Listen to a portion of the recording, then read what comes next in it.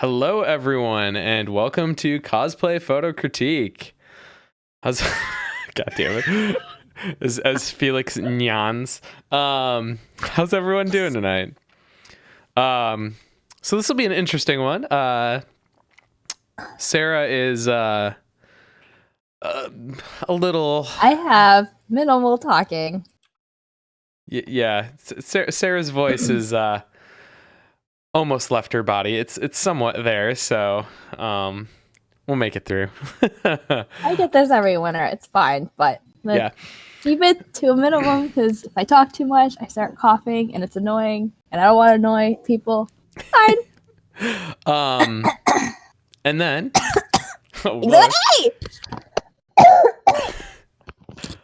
And then we're also being joined by FX Standy or Hello. Felix. Felix is a cosplay photographer from Chicago. How's it going, Felix? I'm doing pretty well. By doing pretty well, I'm dying in Midwest backlog. Well, no. When everyone says doing pretty well, no one ever means that they're actually doing pretty well, that's right? a Like, fucking joke. we're all just like, I'm dying on the inside. I'm excited because my flight is in exactly 12 hours to Orlando. For Hallmat? Yep, Hallmat. I hope you're not planning on dying at Hallmat. No. It's Friendship Con. A lot of East Coasters actually go to Hallmat. Yeah, I hear it's popular. It's going crazy then. Fair warning, I hope it doesn't happen, but just letting you guys know, there's a small chance of the internet dying during the stream. I still haven't figured out what the error with my internet is happening, and my internet seems to die about once a week, but I'm just hoping that it's not during the stream. So, but if it happens, now you know why, and we'll be back in a couple minutes. I pretty much just need to restart my modem and my router. That seems to be how I fix it. I need to dig into it, but I just haven't had time to. But yeah, so let's Felix, let's get to know you a little bit better. I know you've been on a stream before, but why don't you tell the people a little bit about yourself? I am in my second year of cosplay photography. That doesn't feel right. Are you joking? No. I mean, last time I was here, it was I just passed my first year, so. Huh? Yeah, I know. It doesn't feel right. It just doesn't. But if you weren't here for the last one, Anyway. I'm also fucking nuts, and I do 15 to 20 conventions in 1 year. And he does 30 shoots. Yeah.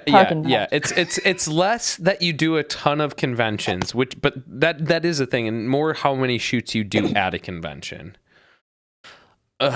Yeah. So for the people, how many shoots do you normally do at a convention?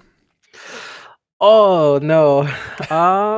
So if it's the Midwest, I'm kind of more well known because it's kind of like home grounds. Home.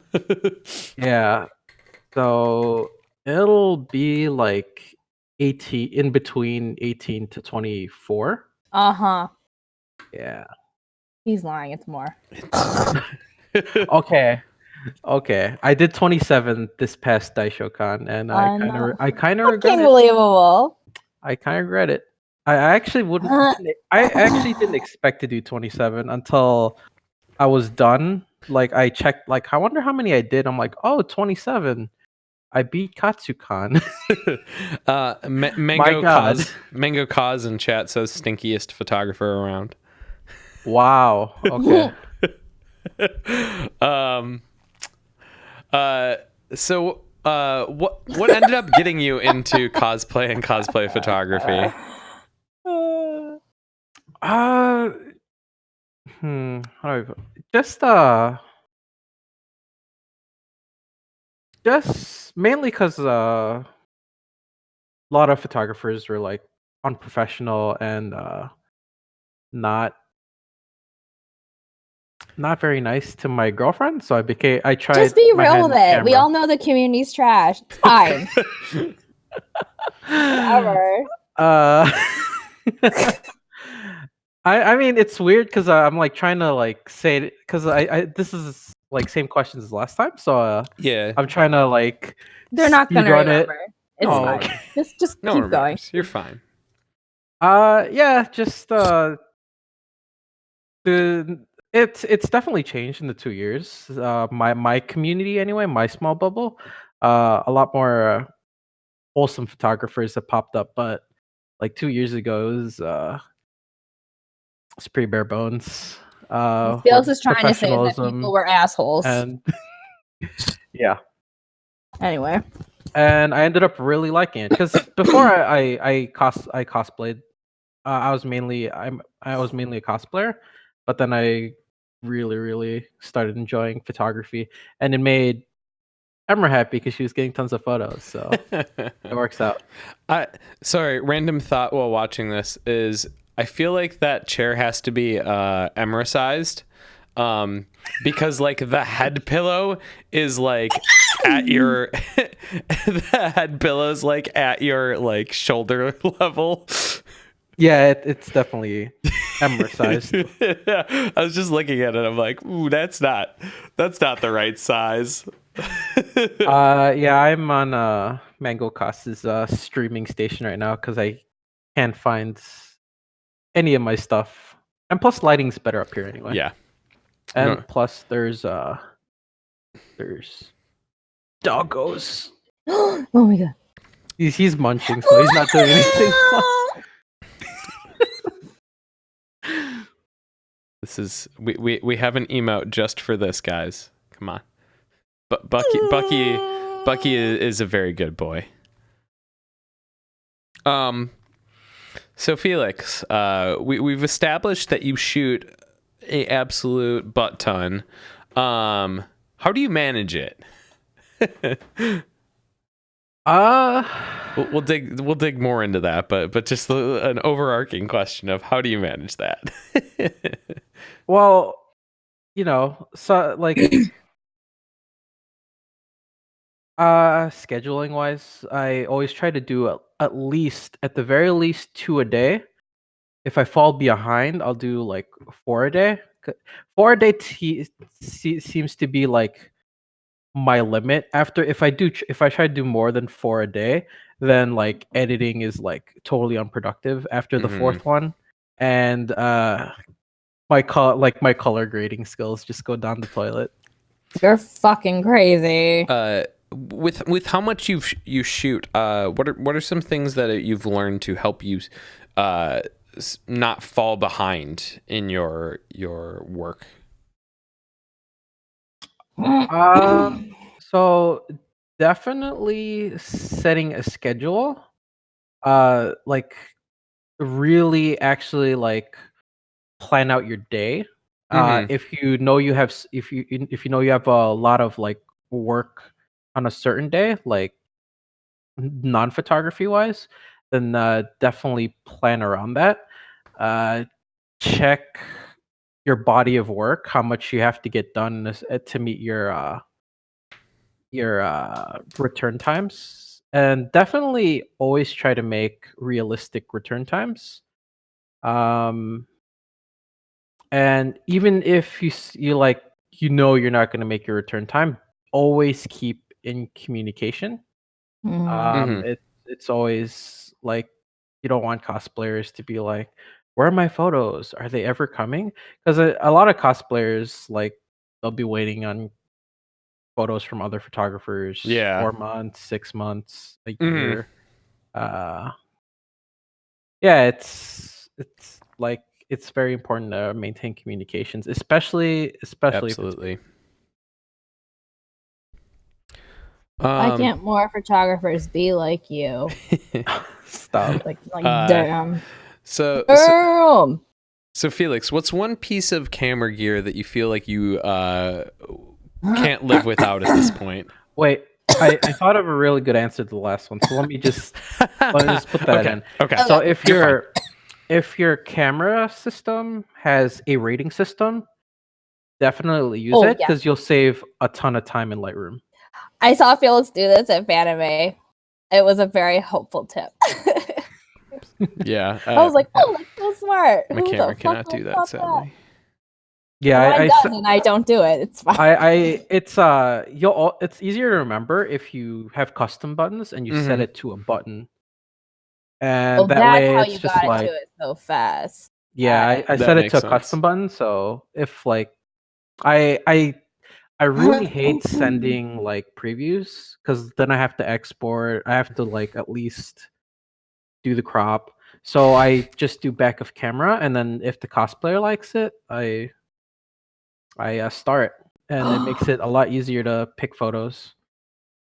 Oh my god, you just blew my mind. Yeah, sadly my camera can't do that. I wish. So Felix, what's one piece of camera gear or just gear related to doing shoots that you feel like you can't live without at this point? Camera gear. So if I had to pick a piece of camera gear that I'd recommend to anyone that's like always useful no matter what, I'd say definitely get a reflector. Because like a lot of cons, you might like you never know when security will be like no light stands or no flash photography or stuff like that. But usually like reflectors, like they're pretty chill about it. Like the only time I've ever gotten like harassed for was at Anime Weekend Atlanta. I will not forget it. You got harassed for Two reflector? security bros came up to me and like, no photography with professional equipment. And then they pointed to the reflector, and I'm like, oh, my $15 Amazon reflector. Okay. Real pro right there. Excuse me. Sorry, dude. I was unaware. Oh boy. Yeah, so reflector for sure. That's a great. Or always recommend bringing a cosplay assistant. It's not really something you could buy, but like I always tell cosplayers, especially night shoots, like always bring a friend / assistant. What's one cosplay you've always wanted to shoot but haven't gotten to yet? Oh my god. So same answer as last time. It still hasn't happened. Chi from Chobits. I still haven't seen one. What? That one's Are you still fucking surprising. kidding me? If I'm ever at a paid shoot and if I ever see a Chi from Chobits, I will like refund whoever I'm shooting and I will go. I will go Felix, after. just to say, if anyone has a Chi cosplay, just say you'll shoot it. I love No the one ever does, Mango though. Cause What? in chat says I have a find chi. that- You scrub. Have you? Okay? Has either of you seen a Chi cosplayer? Yeah, Like Yes. recently, here's the thing. Yes. Adding That's what I'm recently, saying. Are you dumb? recently changes things because like I used to feel like I'd see a chi like at every con.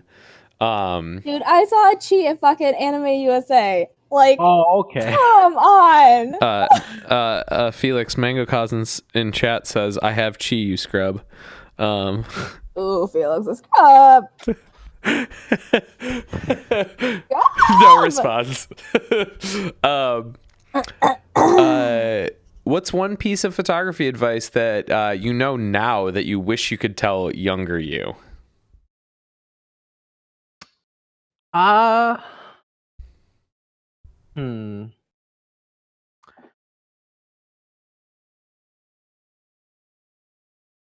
Wow, that's actually a pretty tough one. I would say the photographers or role models that you choose to hang around with matter a lot. If you hang out with really positive, I like this motivating people, answer.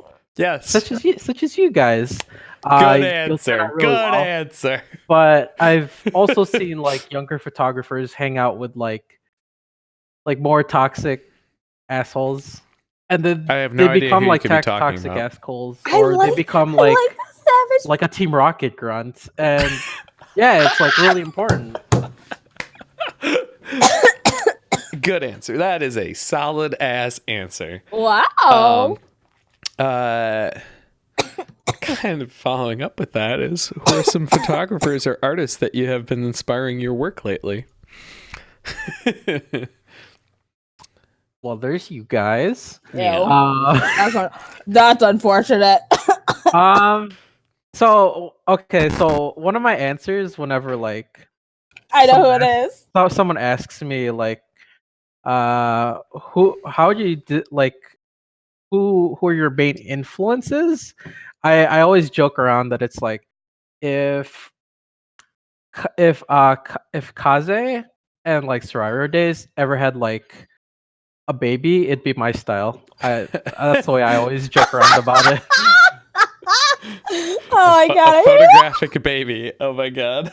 But I guess like someone who influences me that like is like impossible for me to. He has like a strength that's like my main weakness. It is Elf. Probably a life. Yeah, it's a Yeah, life. I, Look at I Elf. love It's gotta be I Elf. love how we both knew it was Elf like before It's you even Elf. said it. We're like, it's Elf. It's Elf. We It's like- know. Elf is amazing. We know exactly. I feel like I need to like. It's been a while since I sat down and hung out with Alf for a whole day, but I need to like pick his brain about like storytelling or like. Well, actually, picking Alf's brain is just like really fun in general. But If you guys I'd be don't like know Elf. who a live elf is, y'all are sleeping. Go look up work's a live amazing. elf We've right had him on as a fucking now. guest a couple times. He's great. He's absolutely There's great. some people who still don't know who he is. I'm like, how the fuck? He's like literally he's probably one of the best, if not the best, in the U.S. in my opinion. Yeah, But, he's amazing. yeah. He is. Anyway, Okay. Final question. wait, go Felix, for it. can you talk about that one thing that I this like resonated with me like very strongly, and I think about it all the time is when you mentioned how you shadow Elf sometimes, or like you assist him when you first started. Yeah, like especially during my first year, I always made sure to like make time to learn from other photographers. But and it's not like you don't necessarily have to like bother them and just like pick their brain. Like you can learn a lot by assisting them. Like photographers always love assistance. I tend to assist Alf a lot in Fanime because I think it's like the one con we always do together. But yeah, if like you have a favorite photographer and you want to learn from them, you could always ask like, "Hey, you need a light stand holder or assist?" And like usually they're pretty chill about like talking about like lighting concepts, why they're shooting at a specific angle, or like I've never like and like usually if they're there, like most photographers will like show you the back of camera of the model. Yeah, it's like be useful and photographers will teach you useful stuff. Absolutely. That's like one of the best tips I've learned, and it's something that I've told other people as well. But I mean, I say that Felix, that you're the one who told me that, but that really was like, it's dumb because you do it professionally in the real world, you know. So I was like, oh, obviously you can apply that to a hobby as well. So I love that piece of advice. It's like there's so many ways to go about photography that it's like you can't master it all. So it's like pick someone's brain, how they think, ask questions. Also, there's no such thing as mastering a craft anyway. Like my thinking is like if you think you've mastered something like creatively, you're just refusing to learn how to grow because this shit changes constantly every day. Yes. So final question here for you, Felix. Is what media have you been enjoying lately? Demon Slayer. Yeah, I've been really enjoying Demon Slayer, but that's like really easy for me because UFO Table is one of my favorite studios.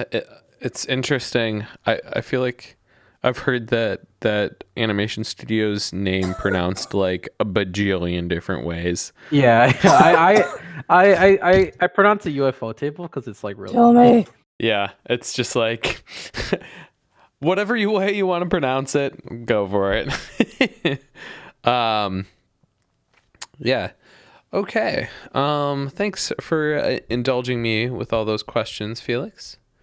Um, let's maybe do some critique stuff, but before we jump into that, housekeeping stuff, pretty much all the normal things.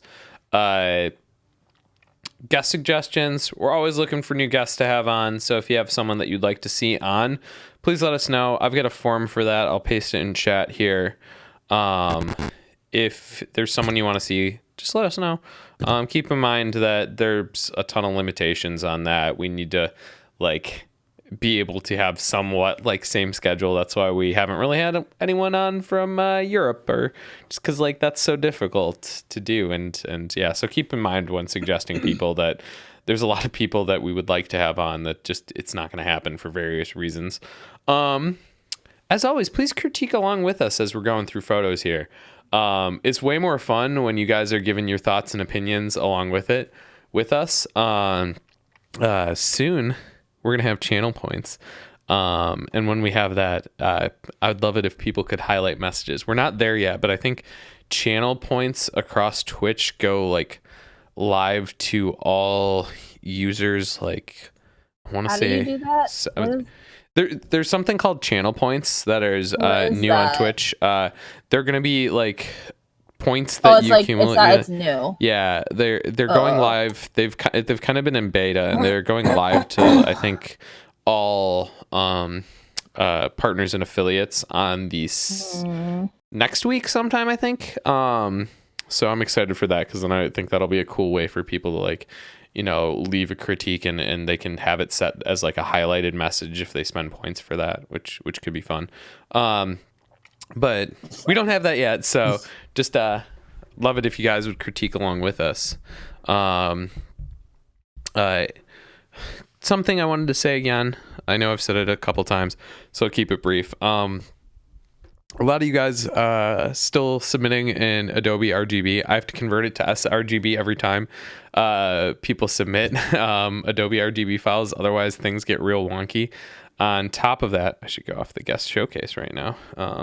On top of that, just in general, like, unless you have a reason to be working in Adobe RGB, like where your full workflow is in Adobe RGB, don't shoot in Adobe RGB. Don't edit in Adobe RGB. You're just asking for like your colors to turn up wrong on one end or the other. Unless you have a very explicit reason why you're doing it, stick to sRGB. You're going to be better off in the long run. I actually learned that like the hard way, like 2 days ago. Yeah, almost. I calibrated my monitor, but it wasn't sRGB, and so I'd be exporting, and it'd be like.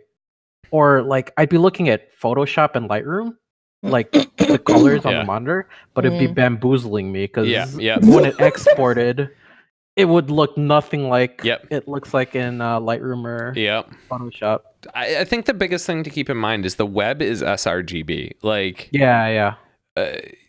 if you export something in Adobe RGB and you upload it to view on the web, people aren't going to see it in Adobe RGB. That's just not a thing because the web doesn't do that. So, and that's almost always the destination for most of our photos. So just keep that in mind. Also, it'd save me a step from having to convert your photo, which I'd appreciate. So true. Donations and subs. As you guys can already see, if this is your first time here since we have unlocked the emotes, we got all these new emotes here. Mine are irrelevant to photography. Fine. It's hilarious. Yeah, yours are both like you reacting to doggos and then you're reading fucking BL. He's just like. If you're asking why I'm on my phone, I'm trying to like resubscribe. Oh, you're fine. Thanks. Yeah, so we're there he is. Oh my god! Oh, stretchies! Oh, he fell. So we're continuing to take donations towards that. As well as subs. Subs are always appreciated. And as always, if you do not, let me restart that sentence. If you have Amazon Prime, that means you have Twitch Prime, which gives you 1 free sub per month to give to whichever streamer that you'd like. I would love it if you could use it here. But if not here, please just use it somewhere, because otherwise that money's going to waste. And as our friend LA says, Papa Jeff don't need that money, so make sure you use it. Like one of the richest person in the world doesn't need more. Yeah, Thank you. Yeah, he's essentially given you free money to give to streamers. So for the love of God, use it somewhere. If you have Amazon Prime, just take the couple minutes. Oh, wait. Thank you so much for that Twitch Prime sub. See, that's a perfect example. Thank you so much. Now you can use this emote of me reading BL. Oh my God. I don't God. think I can use it. No, I can use it. Okay. Yeah, you can use it. You can use it. Yes. Okay. Yeah, Jeffy B scrolls across the donation bar. Yeah, unfortunately. No. So yeah, pretty much. If you have the ability to sub, that's amazing. If you have the ability to throw some money towards donations, that's even more amazing, and we love you guys. However, don't feel like that's the only way you can support. If you're enjoying the show and liking what we do, just tell someone about it. Let a friend know. Tell someone to submit. Just share it in general. It helps a lot. We all know in this age of social media how hard it is to grow and expand. So we need your help with that. So someone who does a great job is Con Mom Photography. She always wonderful. Be sharing. Well, y'all be slacking, let me tell you. Yeah, Con Mom's great. Yeah, she shares it every single time. I'm so grateful to her. Yes, we love you, Con Mom. You're wonderful. Oh my God, Bucky! I just see like the hand petting, just like the motion. Final thing before we jump into the critique here is we're giving our opinions. Our opinions are, in fact, opinions. They're not law. They're not facts. So if you disagree with us on how you feel about a photo, that's totally fine. There is no problem with that whatsoever. We have our own biases and things that we like, and it's totally okay to disagree with it. Just know that we're trying to best give our opinions and feelings as best as possible, and our intent is never to make anyone feel bad or beat anyone down. Our goal is to give you as much positive feedback as possible. So with that, let's jump into the critique. Oh, I'm gonna be sharing the link to the photos on Flickr so that as we're going through this, you can see the photos in high resolution instead of just seeing them like on Twitch's screen. Oh, which brings me a hilarious story. Is I have no idea what the hell my original Flickr password and even login is. Oh, good. I was this morning, I was just like, what the hell is it? I spent like a half an hour trying to remember what my login is. So I had to, oh my God. I had to make a new Flickr account for this. I was just like, oh my God.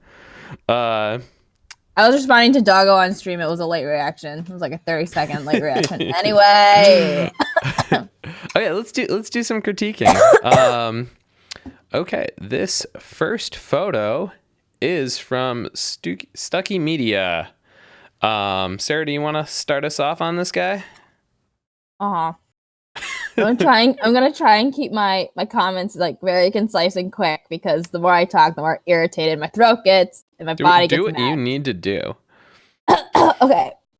Initially I was like, I really like this image. I think the direction of it is really, really strong. I'm a sucker for that tall grass foreground bokeh. I don't know what the character is, but does anyone know what this is from?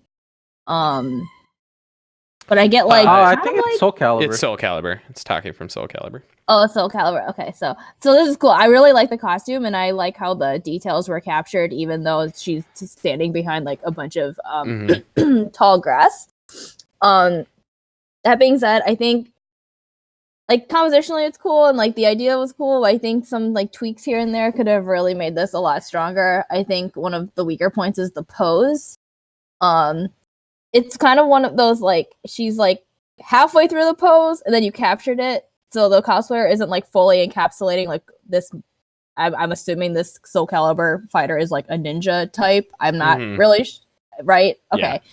Yeah, so usually those ones are, I feel like you got to get a little more intense with it. Like I said, she's just kind of, her right arm seems kind of limp, and her left arm is like kind of almost there, but like not really. I think posing could have been a lot stronger, especially being like concealed behind this grass. I think kind of like that idea is a little lost with how calm and passive she looks. Another thing is, I don't know. I'm going to assume this was shot in broad daylight, which sucks and really hard to do. But I think it's overexposed. The highlights or the whites are like really blown out. Yeah. I think it would have been like kind of like artistically interesting if maybe the color grading was played around with a little bit, but I think right now, because it just kind of feels like a very clean edit, it's not doing a whole lot for me, like fantasy wise. So I think I would have liked to see the colors been played around with a bit more. Yeah. I would second that. I think it could have worked if you just like brought the like the grass in the foreground's just a smidge too bright. I don't mind that it's bright, but it's just so bright that it just kind of feels like it's visually taking up so much space. I would have almost maybe stuck the camera a little bit more in it as well, so it was a little bit blurrier too. At least the very foreground ones, and then you could make out the cosplayer even better through the tall grass. I pretty much agree with every point. I really like what Hahex says in the chat, which having like the backhand going for the handle of the sword could have been really cool. But Sarah responded in chat, not sure how mobile the pauldrons are. But that would have been cool. I think this is one of the best images I've seen from Stucky Media though that he submit. I really like this shot, and there's a lot here. Play with the color grading. I want to see where you could take this one. This I feel like has a lot of potential. Yeah. Yeah, I feel like even the greens in the back and like the gold on the mask would be really cool. Mm-hmm. I think like the blues in like the black or the mask like could have been bought out just a little bit, and it would have added like a cool effect, like maybe like a really subtle cyan.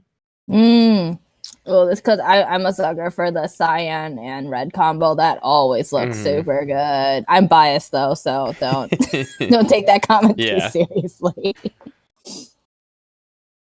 Not sure if I have any thoughts that you didn't already say, Sarah. I think maybe beyond that, the eye editing could have been popped a little bit more. There's some really nice catch lights in there, and I think you could have kind of accentuated them a little bit more. I don't think they look bad as is, but I think they could look even better. Agreed. I think that's about all I have on this one. Felix, you have anything else that you want to say on this one? I feel like I just feel that the hay or whatever is obstructing just like too much of the costume. It's just like I really like it. Like I can see the costume through the hay. It's like just a smidge too obstructing. Yeah, especially like the main pieces, like the. Oh my god! I thought you said the hair, and I was like, I don't get what you're saying at all. You said, "Hey, I'm a dumbass. It's fine. It's all Ignore good. me." Yeah. Yes, I agree. Yeah, it's just that's the thing, is it's like a touch too much. Like it's not like we all like the concept of it. I think because it's so bright, it's like detracting away. I think if it was toned down, it wouldn't be as bad. So I think it's hard to tell, honestly. Absolutely. Okay. I think probably does it for this one. Let's move on to the next shot.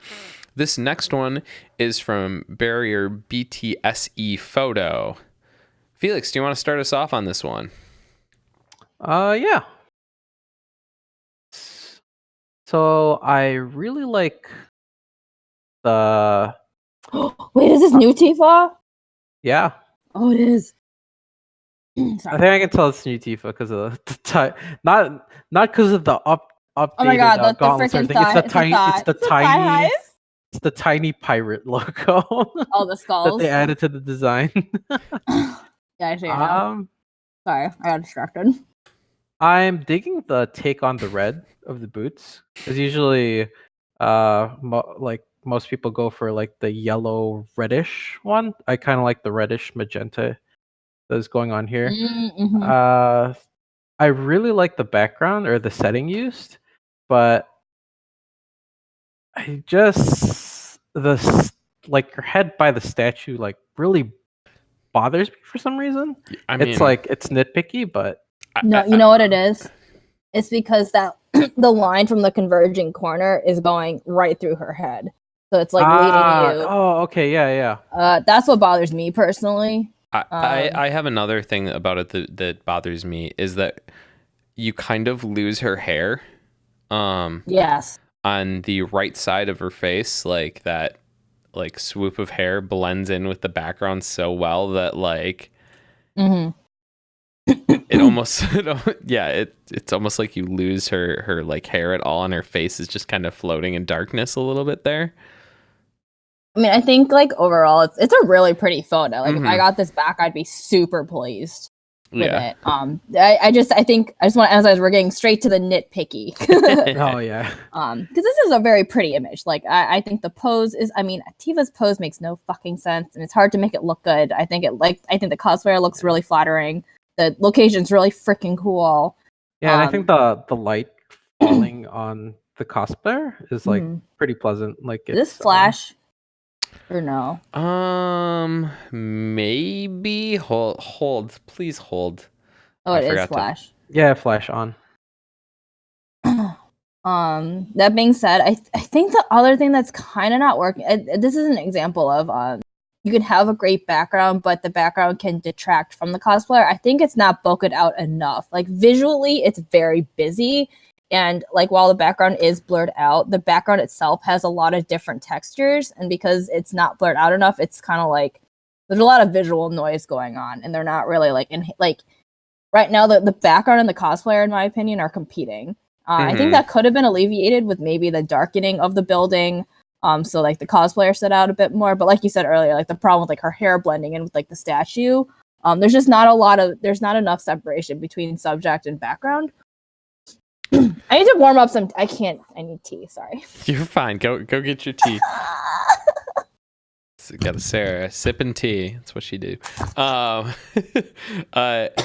No, I think if you two things. If you shot this a bit more telephoto and had the background kind of be like narrower in scope, I think it could have looked cooler. Just because like the background is pretty cluttered, and I think like one of my biggest problems with the background is the big like white like square that's in the bottom right corner of the image. That really draws my eye to it, and I don't want my eye to ever really be looking there. The other thing that you could do, oh my god, Sarah's dying in the background, pray for her. The other thing that you could do if you had the lights for it is I think adding a rim light could have really helped this image and help her pop out, because just adding that like bit of edging that would define her edge, that would kind of pop out the blacks against the dark grays, would do a lot for this image. What do you think, Felix, about the toning of the shot?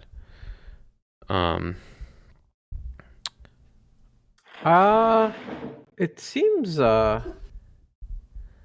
like I'm feeling that there was like a teal and cyan gradient on it, and I'm digging it. I usually hate the teal and cyan gradient, but I wish it I were like just it a here. bit stronger. I like what's going on, but I think you could probably have pushed it a little bit more.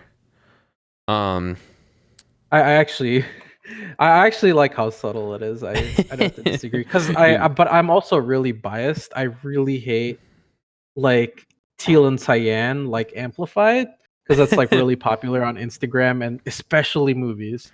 I watch a lot of movies and it's like when the color grade is just like teal and cyan throughout the whole thing. I'm just like, ugh, ugh. Fair. Yeah, I think that probably does it for this shot. I really like it. I think it's a cool shot, but I think what we said, just kind of cluttered background that the cosplayer's fighting against for attention is probably the biggest thing to kind of pay attention to. Any other final thoughts from you, Felix? No, dope photo. All right, let's move on to this next shot then. This next one is from Allison Stock, who I think I saw in chat earlier. And I think if I remember the comments correctly, this is one of this first attempts at. Oh, yep, there she is. Hey, Allison. This is one of her first attempts at composite work. This is a Magic Knight Ray Earth, right? Yeah, it's Magic Knight Ray Earth. God, yes. Thank you for submitting this. Yeah. I'm a sucker for clamp, especially old school clamp. Yeah, I've never watched or read Ray Earth. It's like one of my clamp blind spots. I've read a good majority of their stuff, but never Ray Earth for whatever reason. Before we get on to the composite, I want to talk about the overall pose and kind of the photograph. Let's just kind of ignore the composition work. We'll get to that in a second. I really like the color combo you have going on between the two cosplayers with the red and the blue. I think it's like almost echoed in the background. I think you could push this a little bit further. You've got kind of like the green teals and like the rusty oranges in the background. I'd love to see you color grade those to red, like that rust color to like a deeper red, and that like greenish teal to like a more pure blue, so that you could have the background play off the cosplayers. I think that could be really neat. Mm-hmm. But overall, I do like the colors that are going on. We're losing. I think the blacks have been kind of flattened a bit too much. The cosplayer on the right of the photo, her skirt, we kind of just lose like all the detail there. It just kind of becomes a black blob. Like if you zoom in really, you can kind of make out some pleats. But it's pretty dark. I would try to either, when you're editing it, just try to add a bit more contrast or brighten that specific area a little bit so that you can kind of maintain detail there. Poses like this can be pretty tricky. I'm not sure if it's not a bad example of this, but it is very hard to work because like, the cosplayer on the right of the photo, I think it works better than the cosplayer on the left of the photo. I think that's because the cosplayer on the right, her shoulders turned more outward. Yes, you want them to be less back to back and more like V'd, or for this sake, V'd outwards, so that the cosplayer on the left, her like entirety of her body is like hiding behind her shoulder and her arm. If she could like move out a little bit, that way you could see more of her cosplay. Her like fist isn't just like a floating object behind her body. You can kind of see her shoulder that's connected to her arm, that's connected to her fist, and that just would overall work a lot better. I know maybe it doesn't make as much sense, like in reality wise, to have them post like that, but I think just photographically it would look better. Well, I think like a good I've learned this from MH photography. Mark, the best tip he ever gave me is like if a pose feels really uncomfortable and you probably think in your head it looks terrible, you're not wrong, but it looks great on camera. Like what you think you should naturally, like what you would like if you're fighting back to back in an anime, you're obviously going to be actually back to back and not like angling yourself outward. But that's real life. This is like a still captured, you're freeze framing something and you want it to look the best. And so sometimes you got to cheat poses. I know sometimes I'll make my models do things and they're like, oh, this seems kind of weird. I'm like, good. That's exactly what it should be.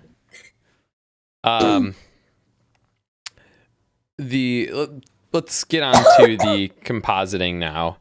I don't actually think the compositing is all that bad. I think the biggest problem with it is that it's not blurred enough.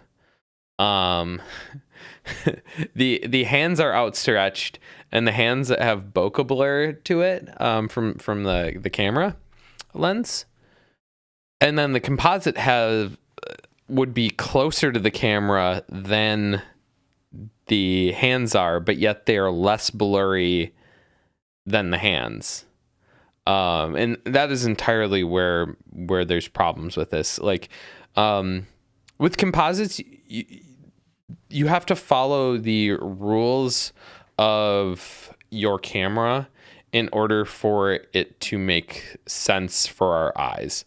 And that's a good way to put it. Yeah. There's lots of little ways that makes sense too. Like, I think the fire maybe and the water are maybe just a bit too saturated as well. I would desaturate them just a touch to make them feel like they fit a little bit, just a hair. But more than anything, I think they need to blur more. I think just blurring them in itself will help this image a lot. Photoshop has its lens blur capability. Don't use Gaussian blur, use their lens blur. It will help you a lot. You can also play around with like that water. Has all those little droplets coming off it, and you can really like play around with that and have them kind of create fake bokeh balls in that filter, which could add a lot to kind of making this believable. Overall, I don't think it's a bad attempt. I think just blurring them could help a lot. Lastly on it, this shot I don't think is a terrible fender because it's so bright that the fire wouldn't be creating too much light from it. But what I would do is like on the side, like the arm, I would try and cast just like a little bit of red color on it to kind of indicate that fire is creating light. Because yeah, it'd be casting light. It's a bright scene, so it wouldn't be too much, but definitely still would be casting light. So yeah.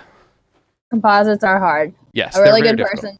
A good person to look at is who's in cosplay photography is Mason Hikari. He actually just did a sick composite. Yeah. He just did a sick composite for Fate. For what was it, Gilgamesh? I don't fucking know. Whatever that one where all the swords come in through behind them and shit, dude.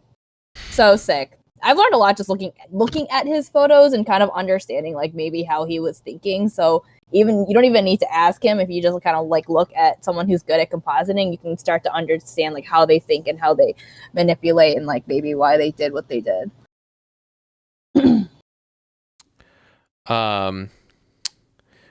Hahex asked, would you put colors over the highlights or the shadows of the arm? I would put them over both, but more the highlights than the shadows, and try and brighten those shadows just a little bit. I mean, think of it as a light source. Yeah. Like if you're a fire element, fire emits light, right? So the color blob that Andrew's referring to is like where that light source that fire gives off, like where is that headed, and like where would that hit? Yeah. So naturally it would hit on everything, but in this case mostly on the highlight area because it's like their forearm. Yeah. The more I think about it, the more I also think that the fire would be more just like the fire's got a lot of yellow to it. I think that yellow probably needs to be more white to kind of read, because it would be like just fully bright. Because that's more how fire looks if it's dark out and you're exposing for the fire, versus here where it's bright out and you're exposing for the people. But yeah. I see Bucky. Oh man, this entire stream, this was planned, wasn't it? So cute. I think that probably is good on this one, unless you guys have any other final thoughts on it. All right. Yeah. Do you, one last thing. Do you think a gradient map would kind of like help sort of blend things together? So it's Yeah. like Honestly, less, so it's like less of like the separation from like the background sort of effect. I don't composite, so like I don't know if either of you have any more advice for like making it more. I know when I composite, which is fucking never. But if I do it, I make sure that thing that I composited is below all of my color grading. Yeah. Yeah. Color grading over the top of composites helps a ton. And yeah, that's something that pretty much all like professional work will do a lot, where they actually don't take all that much time trying to blend the color in, and then they just color grade, and then everything matches after the color grade. And then is this flash or is it natural light? This is where is my photo? I'm guessing flash, but it says flash might be wrong. It said flash did not fire. Yeah, not flash. Ambient light, daytime. Okay. So it's 35 millimeter, 1.4 1/800th of a second. Let's move on to the next shot. This next one is from Maho Maddie. Oh wow. Sarah, do you want to start us off on this one?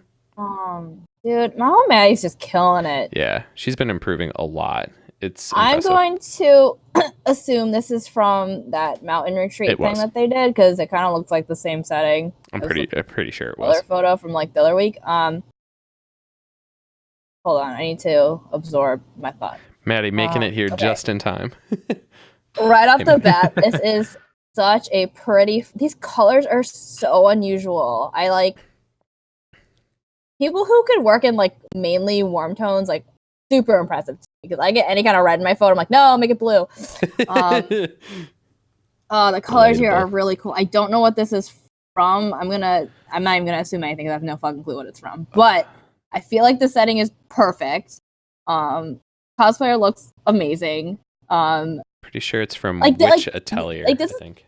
What is it? Witch Atelier, something like that. No idea. Anyway. So this is an example of a background that is it helps enhance the cosplayer, as opposed to the Tifa photo where I talked about how it was distracting.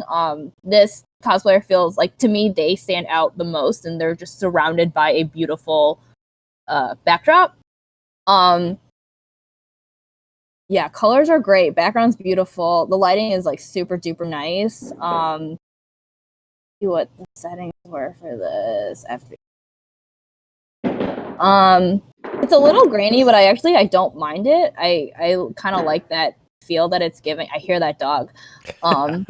He's playing with toys. Yeah, I really like it. That being said, though, I think I actually just talked about this with someone, is sitting poses. They're really hard to do and not have you look kind of like stumpy, for lack of a better term. As someone who is short, and it's hard to make me look tall, this is I feel like the cosplayer is, foreshortened's not the right word, because that's not what is happening right now, but the length of their body is like lost in the way that they're sitting. I think because the stone is so close to, like, the part where their butt is and where their feet are sitting is like, I don't know, like really short. So there's not a lot of room for their legs to go. So in this case, I would not have the cosplayer's legs be straight on. Yeah. I would have them be more to the side to help elongate the body. Because right now, like I said, they look shortened. Which isn't like super flat. Like, no one wants to look short. Like, as a short person, I hate looking short. So it's always good to try and like elongate the body in any kind of way. And this pose is not totally doing that. And also, there's a lot of fabric, so it's obscuring the cosplayer's legs, so you're kind of missing a lot of the context of like what's going on in the pose. Honestly, that's like my biggest gripe with the photo is the pose, because the cosplayer looks so shortened, and I know for a fact that this person's not short like I am, but they look like it. That's just something to keep in mind. Sitting poses are hard, especially in elements where you don't have a lot of options. But I think in this case, if their legs were splayed out a little bit more, or even honestly, there are sometimes when I'm in this situation, I tell the cosplayer to not even sit on the ground. They're like squatting sort of, so it looks like they're sitting, but they're at least like elevated off of it. So like the distance from like their butt and their legs is increased a little bit, if that makes any sense. So yeah. Okay.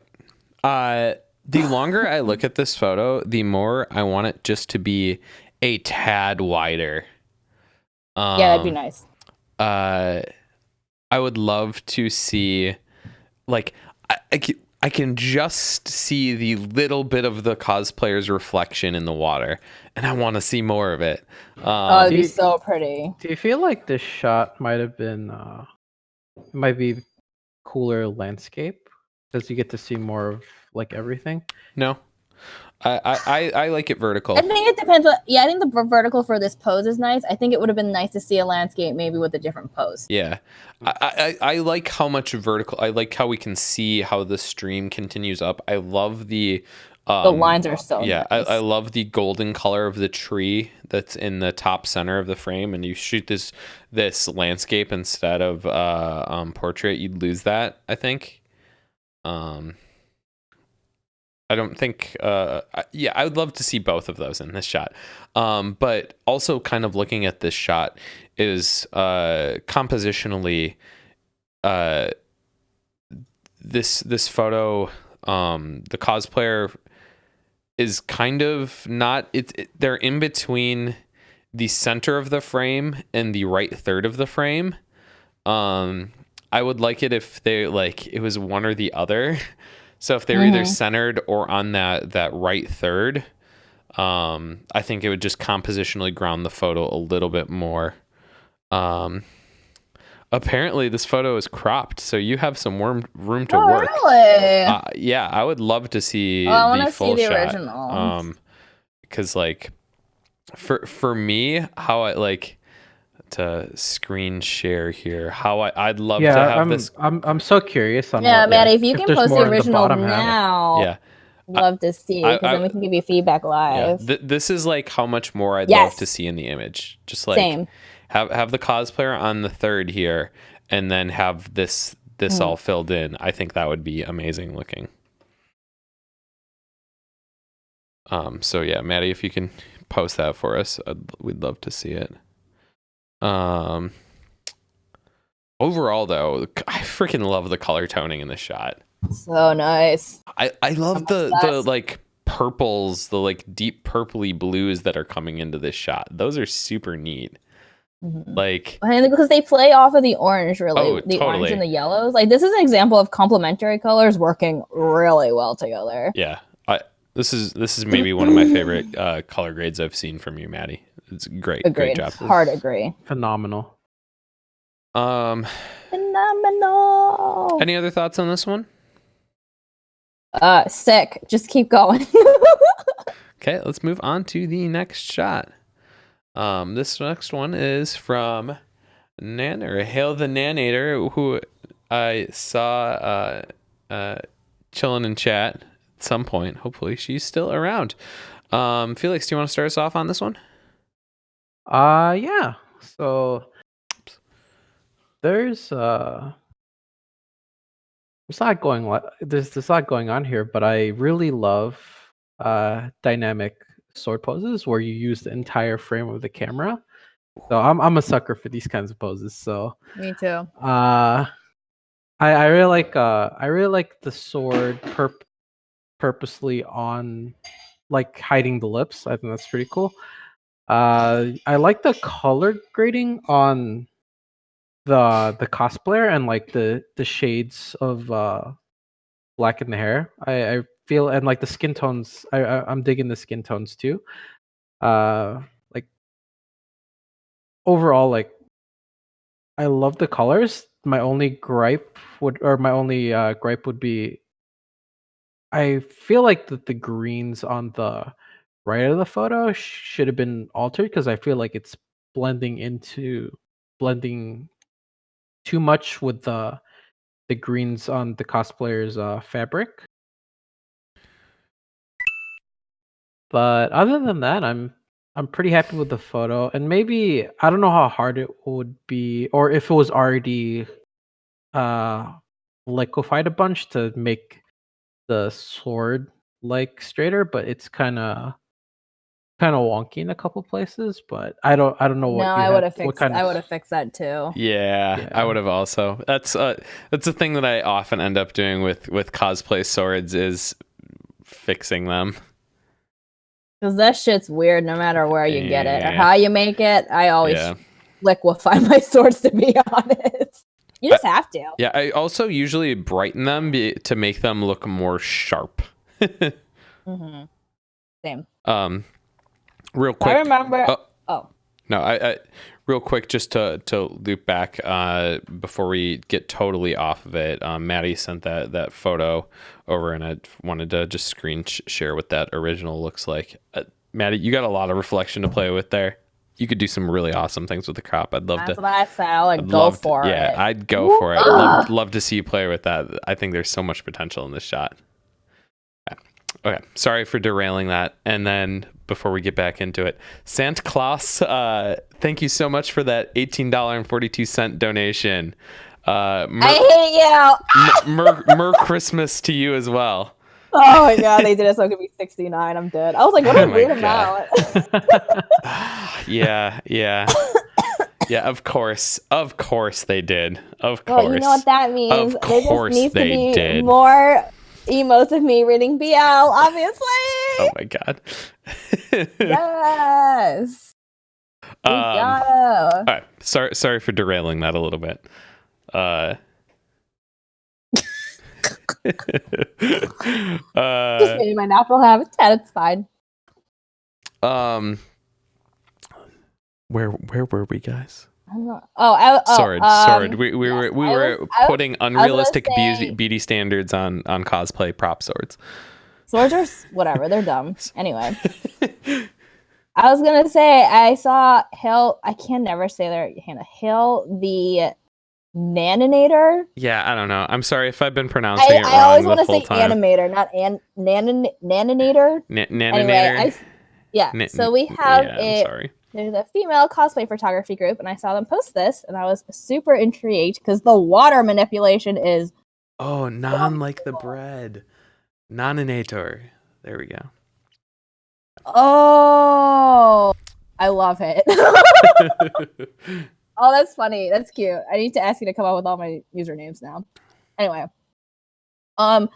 so I think their take on the water manipulation is super, super strong. Like, if it's hard because like in animation, water's blue, but they do that because visually it would be very, very boring to look at. Hold on 1 second.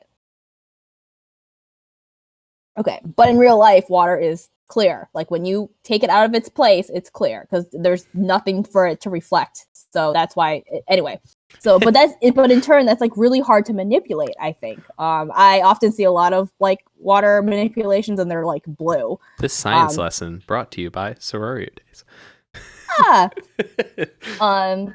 While the blue water does look cool, it's not, like I said, super realistic. So I like that this photographer decided to just like hold their breath and jump in and decide to just do natural looking water because that shit's hard to do. Like, where did you get this stuck water effect? It's really cool. Yeah.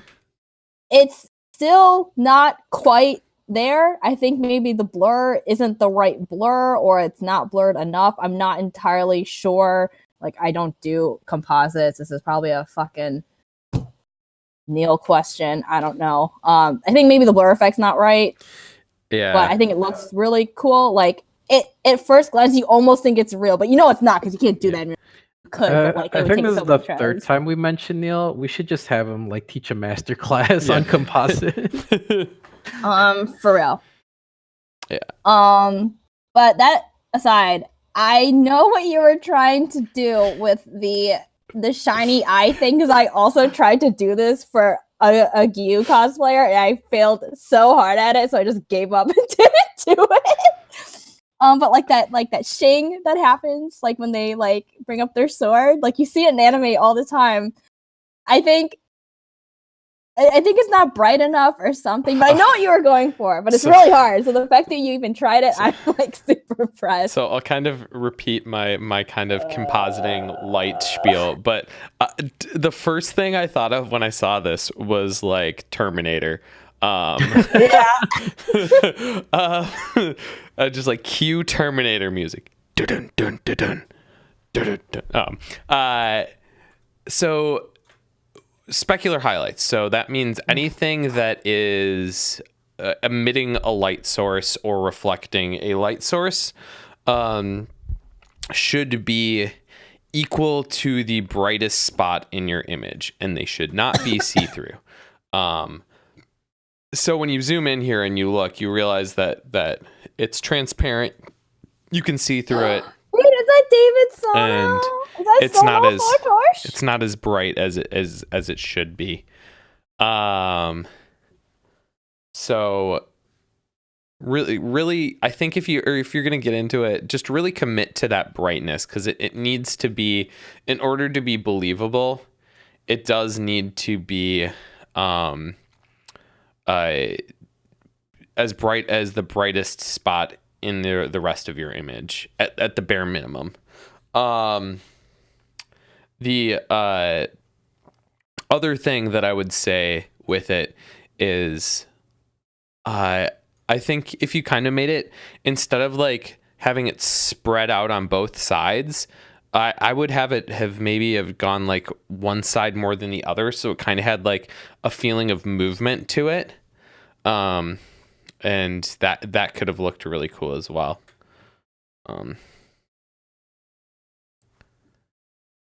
Overall, though, great job on the water composites. I think if you blur them a little bit more, and as I said with Allison's photo as well, filter, blur gallery, and both the field blur and the tilt shift blur are your friends. The tilt shift blur is one of my favorite things in the world. So good. It allows you to insert things and fake blur so well. For the like sake of this, I will just give like the briefest example here. So for the sake of this image, if I like say you had this composite, the one that's kind of going over the face and to the top of the frame, let's say you had that on its own layer, you could go to filter and blur gallery and tilt shift blur, and then when you get into this, you can set the start point and end point, and then you can set the angle, and I'm going to overdo it, but you can see how it blurs over the course of this path, so you can really have it blur out as it would in the to mimic the depth of an actual camera lens. So yeah. Sorry, that's my quick spiel. It's a great tool. It's an amazing tool. I remember before that tool exists, I would try to emulate that effect in the stupidest way, where I would duplicate a layer about like 30 times and make little cuts of like the layer, and I'd use Gaussian blur, and I'd Gaussian blur each like layer slightly more and slightly more and slightly more to fake that effect. Oh my god. That was miserable. Thank God that we do not have to do that anymore. That was a terrible time, and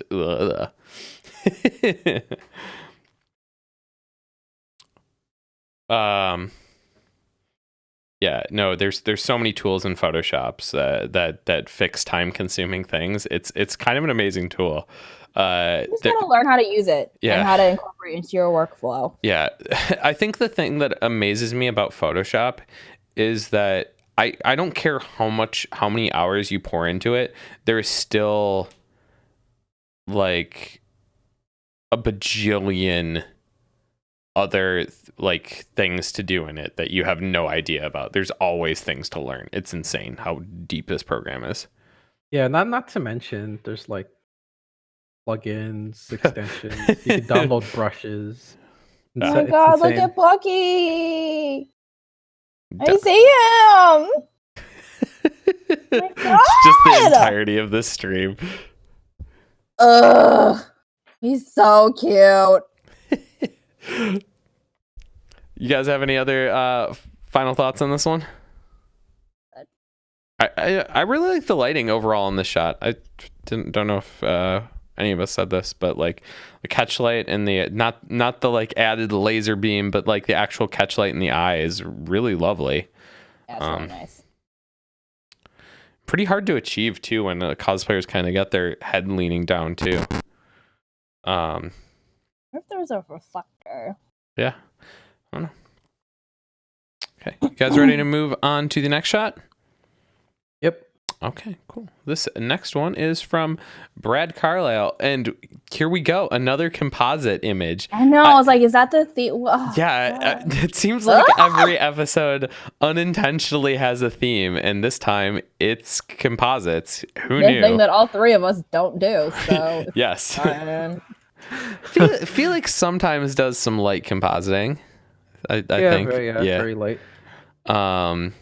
So also, just to say, just because you don't know how to do it does not mean you don't know about it or what looks good. Just saying. Yeah. Also, I love that Brad's comment was, "This is my first time dabbling into effects editing, the lightning." Man, did they say that in chat? They said that in their photo submission. So I'm just like, oh man, we are definitely on a theme tonight. Hey, it works out perfect. Once again, another really cool shot. I really like the bokeh balls in the background. I really like how they're kind of almost have that like interesting like pebbled look to them, especially in like the top left. I'm really enjoying that. This is such a cute deco. Oh my god. Headband is so cute. Sorry. You're fine. Oh, I just noticed the headband. That's a really cool touch. I know. That's adorable. It is. Sorry. You're fine. You're fine. Don't worry about it. Yeah, no, overall it's like just really cool blur to it. I'm a big fan of how the blur looks, and the lighting on the cosplayer is really nice. I think the approach with the lightning, this is what I'm talking about when I say specular highlights, and you did this correctly, where it's the lightning is peak brightness. Like if it's going to glow, it has to be one of the brightest spots in the image. So that part you did correctly. However, like where you have it kind of by the head where it's trailing off, and you kind of blur it, lower the opacity a little bit on it. But that doesn't work so well because then it kind of violates that rule. So just something to continue to keep in mind is if you have something that's going to be glowing, that is a bright source in the image, it will never be transparent. You got to work around that. I know seemingly this is everyone's natural instinct is they're like, ooh, the effect feels too strong, so I'm going to tone it down, and they want to lower the opacity of it. It just doesn't work because then it just makes it not believable. I'm trying to think here what I want to dig into. So I think this is like an effect of whatever lens that they were using, because mine used to do this, is like that kind of like swirl effect bokeh. Yeah. I really like it for this photo. I was questioning. Kind of like, it's that 50mm 1.8. It's the on Canon. Is So it the Canon? it's literally your it's old lens. literally my old lens. Okay. Yes. This is okay. So some people don't like this effect. I actually kind of really like it. I think artistically it can look really cool, and this is like a really good example of it creating that like swirl, which is kind of like amping up like Deku's like buildup of his quirk. So I think that's super nice here. I think cropping this image in a little bit would help too. I would like to see kind of the hand a little bit closer to the left of the frame. So I think if you kind of cropped in, didn't really worry too much about the having extra headroom, and just kind of made it a bit of a slightly tighter crop, I think the image feels a little bit stronger. Honestly, I think a 16:9 would have been cool for this one because it feels so cinematic already. Oh yeah. Something I just noticed zooming in is I think this is an effect of the overlay is that there was some green on her face. Yes. Viewer left. Yeah, that should have been like masked out or erased or something. So just like look out for those things when you're adding any kind of like texture overlay or light overlay, is to make sure it's not like obstructing things unnaturally. Yeah. I'm trying. You got me playing around with the 16:9 crop in Photoshop now.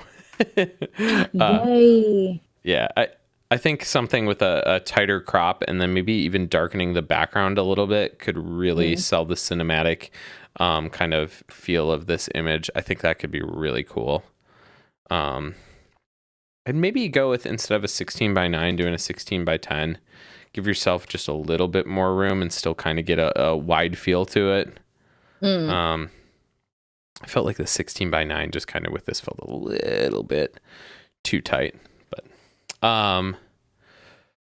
Ooh, that looks nice. yeah, no, it looks really nice. To kind of go into the composites a little bit more, I think that glow, one thing that you want to do is, I think, so you've got the lightning as a light source. You got it glowing, but it's not, the light isn't like casting onto anything. It's not making like the parts of the suit that it's going over, there's no brightness there. So that's something I'd really pay attention to, is making sure that it feels like the brightness is being applied to the suit itself and the areas that it's going over. And another area of retouch and that I want to go into is the eyes. I know there was an attempt at color changing. Man, this needs to be toned down. It's just like a little bit too extreme and kind of ends up feeling a little bit weird because of it. Because you've got like this super saturated green, which the eye saturation would not be this saturated. Like if you kind of look at the saturation curve, like it's super saturated over here. And like if you sample like the eyebrows and look at the saturation level on the eyebrows, or even hell in like the hair, you'll see where the saturation points is. Like they're all below 50%. And then you go into the eyes and the saturation is between like 50 and 75%. So it feels really not believable. And then all of a sudden, like the pupil has no green in it whatsoever. It's just super kind of awkward feeling to me. And just the eyes read super weird because of how they were kind of retouched with that green in them. So my advice for you on this is I would brighten them first, and then I would add color to them second. Because right now they're pretty dark still. And I think you could pop them a lot by adding some brightness. And go from there. You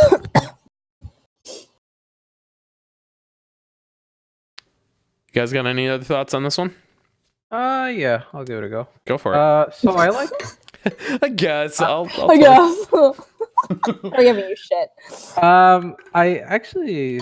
So I think you two have touched on it before, but I love the color grading on the cosplayer in general. Like choice of greens, choice of skin tone. I love how the red on top of the head pops out. I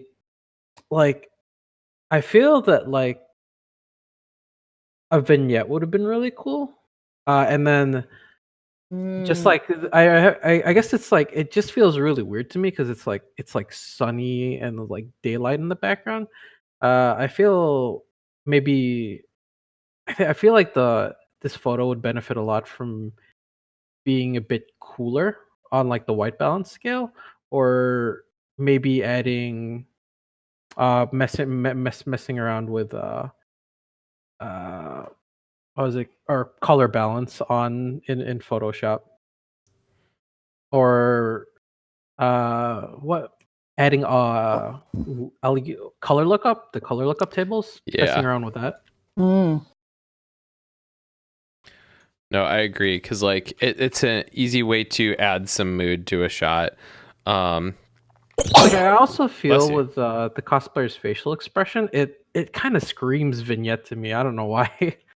I try not to add too many vignettes, but like, Well, I I think can see it for. no, I think I know what you're trying to say. I think it's because I think the same thing. I think it's not necessarily a vignette, because I think when people think of vignette, they think like you do a black fill layer and then you mask out the middle and you got like that harsh outer. You know what I mean? Yeah. But I think because I feel the same way, and I think it's because Deku's quirk is very like light intensive, so that part of the photo should feel really bright, while the surrounding photo should feel like kind of dark, right? Because I agree. I think I would have done that if I were editing this photo, is adding that kind of like brightness, focus on the cosplayer and the quirk, and then making sure that the outer parts of the photo were burned a bit more, or like darkened, so they weren't as bright. Because right now the exposure is really even, which is fine, but I think just to, as Joe Schmo would say, to bring the fantasy together. So I think some kind of like vignette effect would have been really nice. So to quickly do this, I just kind of like took a super quick stab. So this is a 16 by 10 crop with like a color lookup table in the background that kind of changes those yellows to a bit more green to match the lightning. What is a color lookup table? I don't even know what that is. It's a LUT, a lookup table.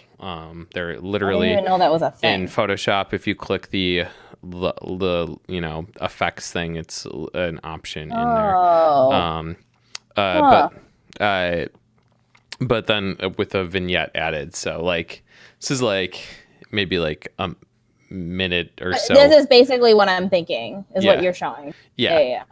Nothing too harsh. So like when we say vignette, we do not mean like vignette effect on Instagram. So like this level of vignette where it's just like pretty slight, but that's my thoughts on that. But kind of to compare it to where it was to start, and kind of just that like super quick at it, super quick to be clear. Yeah. Any other thoughts on this one? I'll take that as a no. Okay. So we are going to be taking a short break. And when we come back, we will be doing Q&A time. So in order to do that, we need you guys to come up with some questions. Don't post them now. Think of them. We will lose track. Save them. Yeah, if you post them now, I will lose where the hell they are, and I will not answer them. So Ara's got nothing. Wow, rude. No, that's a lie. Ara always coming in fast. Ara all out. That is baloney, Ara. I don't believe you. When are we getting a BL episode? When Sarah hosts this and does all the work? Yes. Oh my god, it's like how you guys had the stupid Dude Bro episode while I was in Japan. I want to have the stupid BL episode. Yes. Except Andrew's the one that does all of it. So. Yeah. Hold on while I send you all my OBS file stuff. Hell no. I'll just come over. You say that as you've told me that you're never gonna come out here. You're just like, fuck coming to the Midwest. There's nothing out there. Rude. I'm out here. I'm in Chicago. That's about it. I don't count that as the Midwest. You said you wouldn't even come to Chicago. Jeez, I'm only I would come to Chicago. I'm 2 hours away from Chicago. Rude. I was kind of thinking of coming when the Near concert was coming, but it's way too close. Are you going? No. Oh, Joe just said to come, but it's too I close to have spare PodgaCon. tickets. Oh, you have Peer spare pressure. tickets? I'm not gonna steal a ticket Ooh. from someone who actually cares about Nier. I kind of want to go. I was debating it, so we'll talk after stream. Okay. Felix. Okay, yeah. Point being is think of questions to ask us, and yeah, we'll be back in about. Who are you people? All you people are calling me Sarah, but I don't know who you are because usernames are not aligning with whatever other. Yeah, so we'll be back in 5 minutes, people. Think of questions. We'll be back soon. Bye. Boom, we're back. Where's Bucky? I was gonna say he's probably back there. Oh, we're gonna get doggo cam. Oh my god! What a press. Oh my god, you're so fluffy. Oh my god, dude, same. Oh, I want to touch his ears. we also got a brief Emra cam. Oh, it's Emra. He's just like, oh, she's sitting right next to you. Who knew? What a good doggo. The handsomest of boys. Oops, that was the wrong one. God damn it. No, I take it back. I didn't mean the Fujo one. I meant the doggo one. Well, my brain's thinking BL thing. Oh, that's fine. God damn it. Never too far off. Okay, it's Q&A time, guys. That means we need some questions. So start throwing those in chat, guys. Otherwise, we're just gonna have to look at a dog over and over again. That'll be probably good. Sarah's like, oh no. I would hate to look at a dog for 5 minutes. How terrible. Ooh. But yeah, so give us some. Oh, excuse me. Oh no, we're all dying. Yep, it's fine. We're all gonna die. Yeah, so I think I have some questions that I saved from previous ones that we never got around to. So I'm gonna grab this one. From our Q&A stream or from a critique stream? From a critique that we got Q&A questions from that we just never had time to answer. So this one is, how long time-wise do you set your shoot length and why? Wait, how long do we set our shoots for? Yeah. Go ahead, Felix. You're the guy. Okay. I always set when I do my ads, I always say 45, but it never ends up being 45. It always ends up being 20 to 25 minutes on average. Yep. You know why? Why? Because you're experienced. Stop. Yeah, I think. No, it's true. Because I used to be an hour, and then my shoots were ending in 25 minutes, and then I felt like, we have basically over a half an hour left, but I don't want you to think your shoot is over, that I'm jipping you of time or whatever. So that's why I changed mine to 30. Yeah, mine is I set to 20 to 30 minutes, and it's really just dependent on most of the time I'm pretty much done in 20 minutes. Okay. It also then that time also gives me time to bullshit a little bit, because we're not. The moral of the story is that we're not really returning that many photos because we're spending so much time editing, and it's a different kind of experience. That we're trying to capture these artistic photos, but if our goal is to return 4 images, let's say, if you have 5 minutes per photo, that's a substantial amount of time to capture a single shot. Okay, so, that's posing, not editing, you guys. Yeah. No. Editing is a whole different story. So no, it's just a matter of how much time do you need to make sure that you've gotten a shot? Because almost all the time when I get back, I have way more than I need in terms of photos, and that's with shooting for half an hour or less. I do want to emphasize, I think it's a good time to bring up that, like, just because, like, one photographer shoots in 30 minutes versus someone who shoots, like, the more common 1 hour period, like, the person who shoots in less time doesn't necessarily make them bad, because I think there's this misconception that if you're shooting really fast that you're not taking the time and care of, like, the actual shooting part of the photo thing that you've signed up for. But also, like, that varies from person to person. So, like, you know, me, Andrew, and Felix. I mean, Felix, you've only been shooting for 2 years, but also you do like 500 shoots a month. So just by default, you're already more experienced than I am anyway. But like you're paying for this person's experience and their time, but like also like you gotta like. Also, if you're working with an experienced photographer, they're gonna take less time to shoot. Yeah. So you're paying for the overall experience, not just like their time. And that, I think that's the misconception. And also, more often than not, what you're really paying for is my time that I'm sitting at the computer. Like, the time I'm spending shooting is substantially less than the time that I'm spending editing a photo. Oh yeah, all my hours are spent editing. Yeah. When you're paying for me to sit on my ass at my computer for hours on end. Yeah. I spend more per one photo than I do for an the entirety of the shoot it took to get all of the photos. Like Conmom says, I use the extra time to get to know the cosplayer and talk about things they love to make them comfortable. Yeah, no, that's awesome.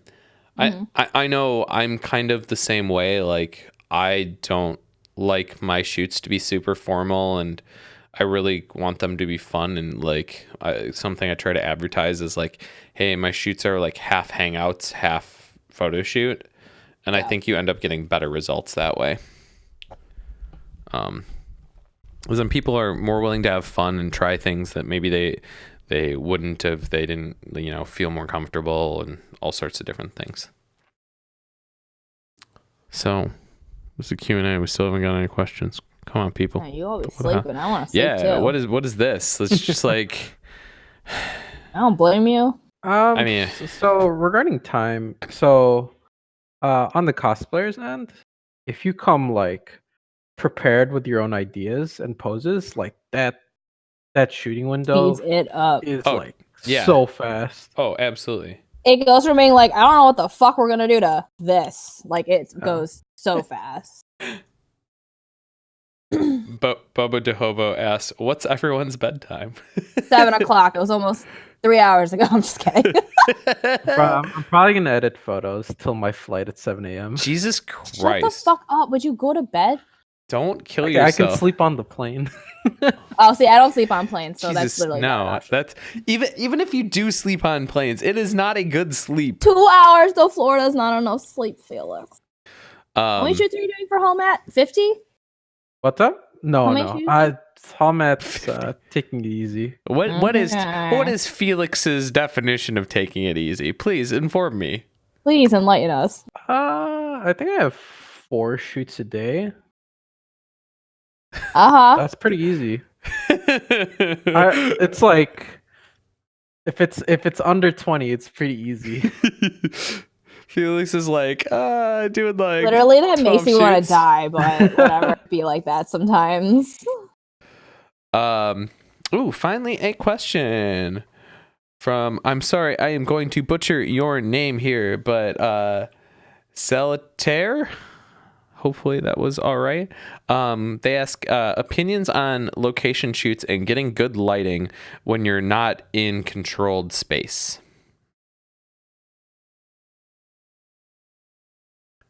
Sarah's brain's like, So the key is to, like, if you use lights, call the place ahead of time to make sure that it's okay that you can use your light setup. Because a lot of the times they deem them as professional, even though we're not really making any kind of like monetary gain from this, and they won't let you do it because they when locations see light stands, they think commercial photography, and when they think commercial photography, they think you're trying to profit off of their location. So a good thing is to always just like communicate beforehand, because then at least you know what your light situation is going to be.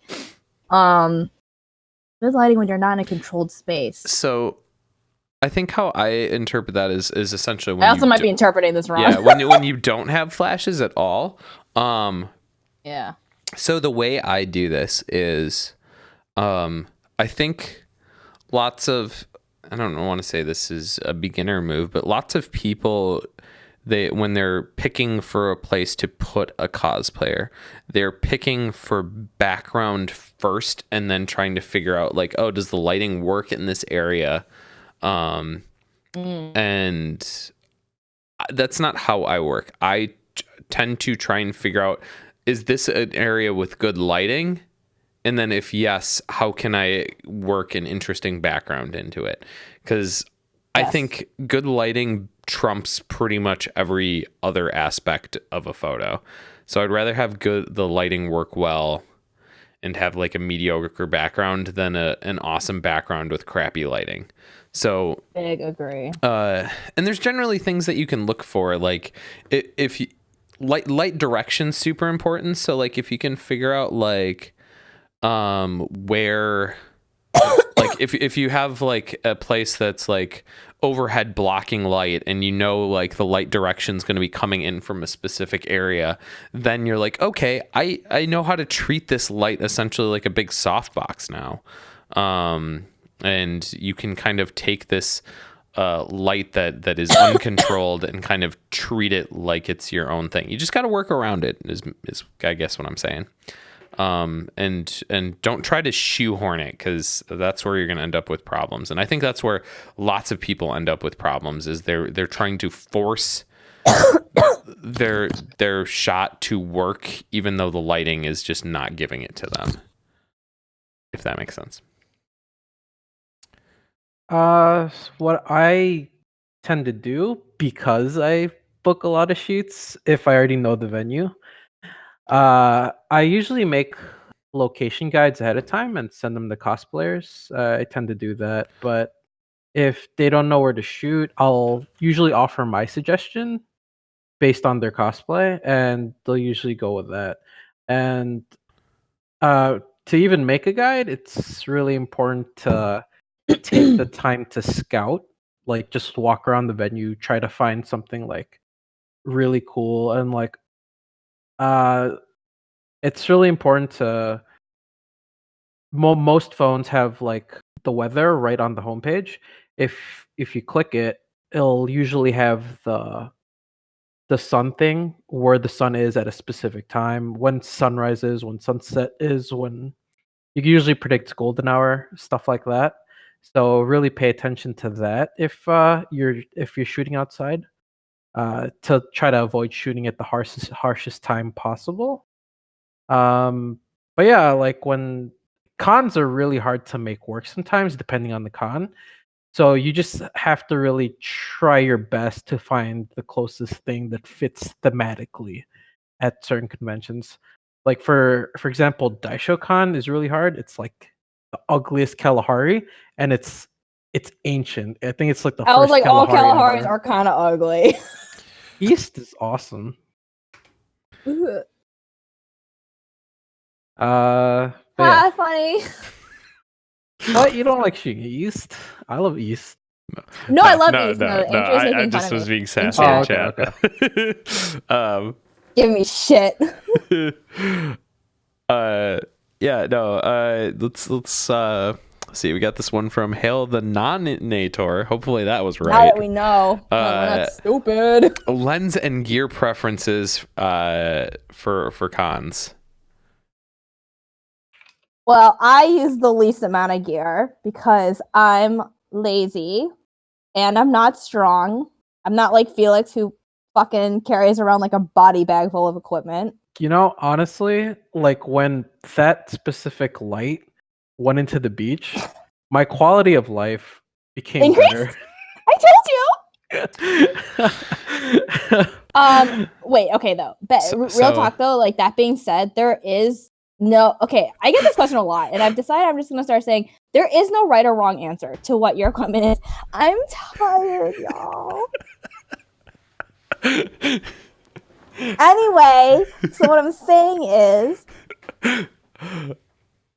is that there is no right or wrong answer.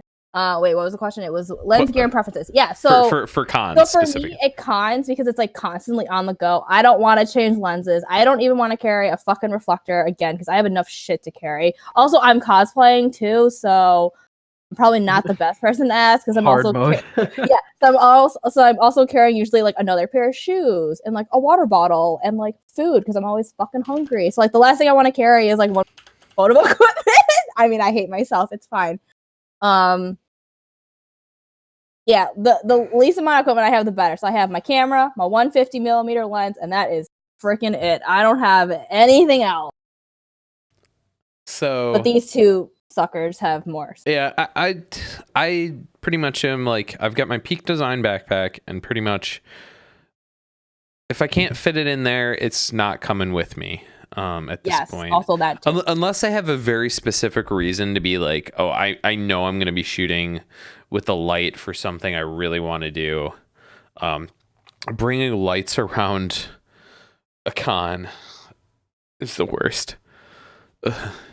Especially ASIN. Yeah. God, I've been hauling my bag. It looks like not a fun time. So I usually bring 3 lenses, but honestly, I could pretty much toss one away for cons and really just, I've got a 35 millimeter and a 70-200, and that is pretty much all I need. Most of the time at cons, I will also bring around my reflector. I almost never use it in reflector form. In fact, oftentimes I don't even bring it in reflector form. Like if you zip off the reflector, the inside is the diffusion panel, and I use the diffusion panel way more than I use the reflector part of it.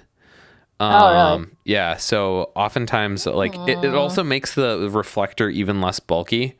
So a lot of times I'm just bringing around the diffuser. I don't think I ever noticed that. That's funny. Yeah. Oh, I love using the diffusion. I find reflectors often, like, it's hard to get them to make super flattering light. It's easy to get them to mildly improve the light, but not greatly improve. But versus using a diffuser, you can take harsh light and make it like super flattering light, and I really love that. I agree. Stuff-wise, shortly after learning to use lights, I discovered carrying lights around sucks. Yeah. No. That's a mood. Yeah. I even carried it and I already know that it sucks. Yeah, no. I've got my big light stand bag, and I did 1 year where I was bringing around that to like everything at Anime Central, and my shoulders were ready to rebel so hard after that con. Oh, really? Oh, it was the worst. It was a terrible idea. Okay. I think that's about good for Q&A. You guys were slacking on us tonight with the questions. Oh, you guys be sleeping. It's fine. It's me too. I am hanging out. It's the middle of finals for me, so we're hanging on. We're hanging on. That's all I'll say. I'm dying. I'm finishing once the stream's over. I'm literally going to be working on homework. All right, let's get back into the critique, guys. So this next photo is from Tyrannosaurus. Sarah, do you want to start us off? Oh my god, it's Bakugo! Okay. First of all, I really like this pose, especially for Bakugo's character, because he's like so intimidating and trying to be a piece of shit towards everyone. So I think the angle of this photo is actually pretty interesting, and it actually looks pretty nice. Sometimes I think shooting up can look not great a lot of the time. So I think that they managed to get a pose that is flattering for the character and for the cosplayer as well. I think is super, super nice. This is an example. I think I brought this up earlier where the pose, I think the weakest part of this photo. Hold back. Let me rewind and say, let me talk about the good things first and then get to the critique instead of like being an asshole. Okay. So the things I really like about this image, I really like the movement. Oh, it's oh my god, I was gonna say tilt shift. Fucking Dutch angle. But I think it's a really nice use of Dutch angle. That's because all of these like lines are kind of like going in the same direction and are pointing me towards the cosplayer's face, which is really nice actually. It also creates like it gives a lot of dynamic energy to the photo as well, which works perfectly with like Bakugo's like explosive nature. I also really like the lighting. There's no, I can't see the metadata. It's they saw that in the submission. It's 1/640th of a second, f 1.8 ISO 200 on a Sigma 35. Oh, so no lights were used. No lights. Because I almost thought maybe a reflector, because the lighting in the back makes me think that the lighting is behind them, not in front of them, if that makes any sense. Regardless, I really like the lighting that's in this photo. Like, I've been really into like the harsh shadows look. I blame Shea Photo for that. Again, it just makes it feel like really graphic and edgy, which again plays up with Bakugo's character really well. That being said, I think the pose is a little weak and could be improved a little bit. Like I said, Bakugo's really intense, and I almost get it from this, but like it's like the first photo where I said like she's like halfway there with the pose, but like didn't quite get it. I would have really liked to see a smirk with this pose, maybe a tilt of the eyebrow. Maybe if they're not comfortable doing that in real life, I would have asked if I can like kind of try and cheat that in Photoshop. I've definitely done that before for cosplayers. As it is right now, the pose / expression feels very like Vogue to me, which is cool. It is cool. No, but that's not what they were going for. Yeah. I don't think. I think if the feel of it, I agree. Was what they were going for, then you nailed it. But I agree with you. I don't think it is, only because of the left hand. The left hand, her stance and her left hand, the way that it's like getting ready to like gather all his sweat and make the flames or whatever. Like, it doesn't read like that to me. Like, I don't think that was their intention. Correct me if I'm wrong if you're in chat, but that's just my feeling on it. This is also an example of kind of like we were talking about earlier, like bringing the cosplayer's left shoulder like inward more, because right now you're completely losing their arm and it's kind of just like awkwardly jutting out from their hip.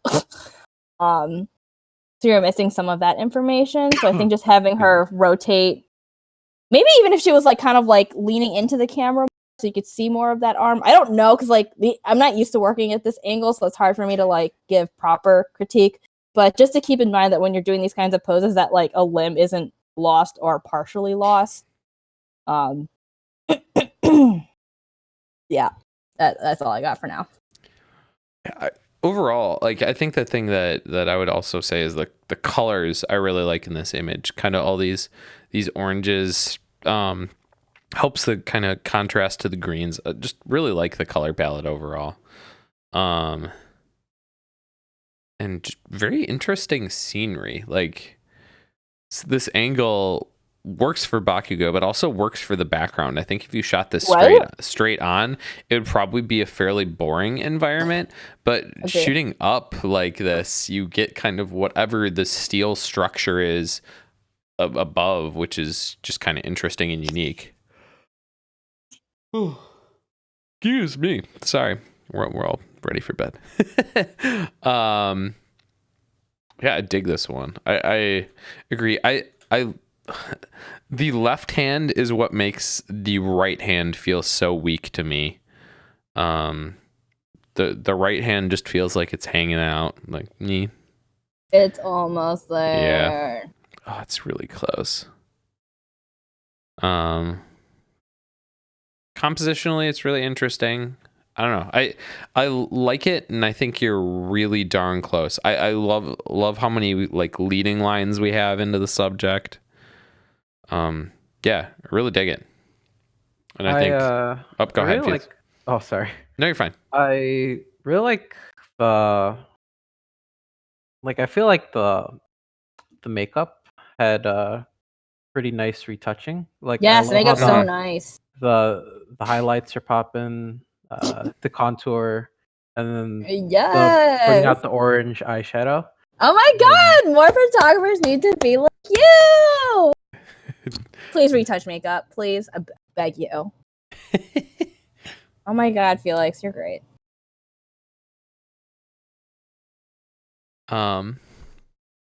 Any other thoughts on this one? I love it. Yeah, it's dope. Yeah, it's super good. All right, let's move on to the next shot then. So this one is from Con Mom Photography, who I know has been hanging out and is just in general awesome. Felix, do you want to start us off? I love. Sorry. Sorry, it's just like so. I didn't get to even look at the Flickr beforehand, so every photo is like a surprise to me right now. It's all good. That's me. I didn't give people photos till late. Because I've been so busy. I'm sorry. So I love how moody the colors are. I love all the different highlights and different parts of the photo. Like how the highlights are bleeding into the floor. That's like really cool. Just like the contrast between them in general. And then I'm just really feeling the lighting and the colors in this one.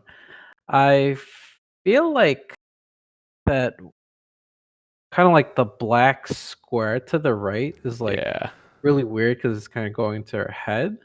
Mm-hmm. Oh no! Now I see the corners of the window are also going into her head. Felix, sorry. It's a Kodak moment. And then other than that, I think the only thing I would change would be I feel like to make even moodier, like the cosplayer like looking outward and not looking directly at the camera would have been like a really nice touch. And then just one thing that's like really distracting is like the wiring. And then you could see the where it's plugged into power the wall. brick. Yeah. Oh yeah. But otherwise, I love the choice of venue and how the highlights are very interesting in this photo. Well, Con Mom said to tear them apart, so I've got thoughts. I'm gonna get picky, but you can go at it first. Okay. Yeah. I don't know anything about it. Was this me or whatever? But wait, can I just? All I know is that from what I've seen, it is what I thought. It's very graphic, it's like graphic designy. I guess that's a horrible term, but like you guys know what I mean. Like it's very like geometric and like colorful and like it's like CMYK on crack. Like that's what I get from it. So the thing I think was maybe thought about a little bit more were the lines in general in all of the photo, because right now everything is like kind of slightly tilted and crooked. I think this would have been a good photo to have it be straight on so that these lines were perfectly like, vertically and horizontally straight, and all these lines creating like perpendicular points. And I think it could have looked really nice, but I think because it's slightly like tilted, it's not quite there for me. Again, this is like really nitpicky. Like this is me just I'm trying to find shit. You said to tear you apart. What did they say? Okay, never mind. So yeah, I think that would have been stronger. Like having the model be straight on, like directly in front of all of these lights, and then Con Mom being directly in front of them to get like those really graphic lines everywhere. And just to kind of go back on like the retouching, I would get rid of all those wires, the power box, those holes on the wall, even that piping above the neon sign going across the floor. I would have gotten rid of that too.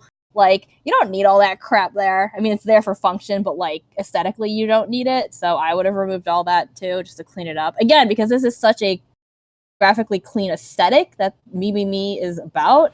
Let me look at these images real quick. Oh yeah! Oh my god! This show looks. Is it even a show? No, I don't even. It's just like a music video. Oh, I was like, this looks fucking nuts. I mean, it kind of is. I should watch it. I know what I'm talking about.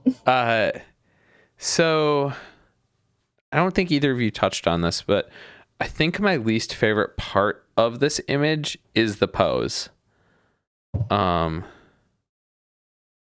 It's a little odd, but this character is also kind of odd. Well, the character's fairly crazy in this, but I don't get that feeling from this.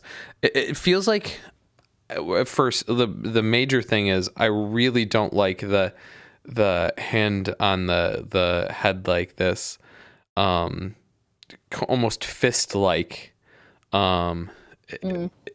I just, it almost makes me think of like, you know, kind of like that old, like, when a character is being an idiot and they kind of like do like that kind of a thing.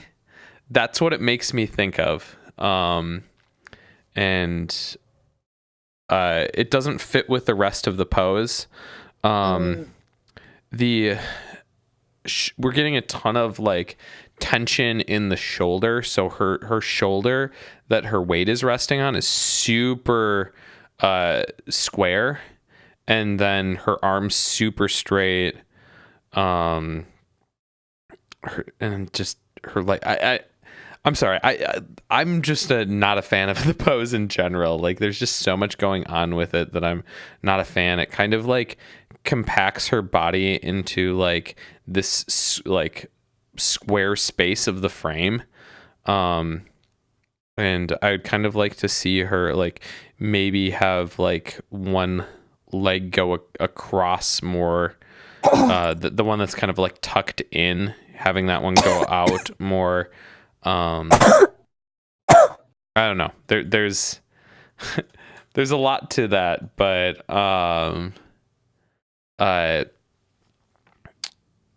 the other thing is that the neon lights look awesome. The lighting kind of on the cosplayer where you get the glow from the neon lights is really awesome. I am not a fan of the lighting on the cosplayer's face. I think just kind of how the shadows worked, and how the catch lights worked. Excuse me. You kind of lose her eyes a little bit, and like the catch lights are different from eye to eye, so it almost makes it look like she has like a lazy eye going on. Just in general, like her face is just like so in one half, so in shadows, and you kind of like the shadows are pretty flat, so like this would be a great candidate for some dodging and burning, because like you lose the side of her nose, so you don't see like where like the side of her nose in shadow ends. It kind of feels like you see the highlight, and then all of a sudden nose ends a little bit. The before photos, they were solid pink. Huh. That's really interesting. Also, apparently the cosplayer is blind. That's really interesting. That would maybe explain the eyes. But that's, yeah. I just in general wish there was like a little bit of lighting going on for the cosplayer, instead of like all the cool lighting being in the background. Yeah. I think the more I look at this, the more I wish she was shifted over and right underneath the Kodak sign.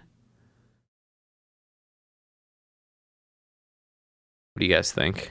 Wait, what did you say? I think the more I look at it, I want her like shifted over so that she's like right underneath the Kodak sign. Yeah, I mean, like, I'm not a fan of the blacked out window there. Yeah. But also, I don't know what the space is like exactly. Yeah. But I think it would have been nice to see her interacting with the lights a little more. Like, after looking at some screenshots of where the fuck this is from, it would have been cool to see that. I think that would have been interesting. But again, I don't know what the space is like, so. Yeah, I also think you could maybe like I'm not saying this is the right way to take this image, but I think it could be cool to take the neon glow and make it pink instead of orange, and kind of have it match to the theme color a little bit more. So like I did this in like 2 seconds, but like kind of matching that pink color of the neon, which Con Mom's. Oh, there it is. yeah, Con Mom's. Apparently, she sent me a photo on the Facebook, I think. Yes. I like Con Mom's color grading. Oh, I'm not saying that it's wrong. I just think that would be an interesting way to take it. I like I said, I did this in 2 seconds. So I was like, now it just feels kind of flat. yeah, no, the way I did it was pretty flat. Here, let's share this. Screen share. This is the color of the original photo, apparently. Come on, why'd you get rid of the Pac-Man ghost? Shut up! Oh my god, that's hilarious. Come on, man. What the Pac-Man ghost? Oh my do? god, I would have gobble up that duplicated the Pac-Man ghost. That would have been so cool. God, what'd the Pac-Man ghost ever do to you? Come on, man. Oh, she didn't want it in the photo. No shit. I think that's cute as fuck. No. Let's close that. Yeah, no, I think it's there's a lot of to like about this photo though.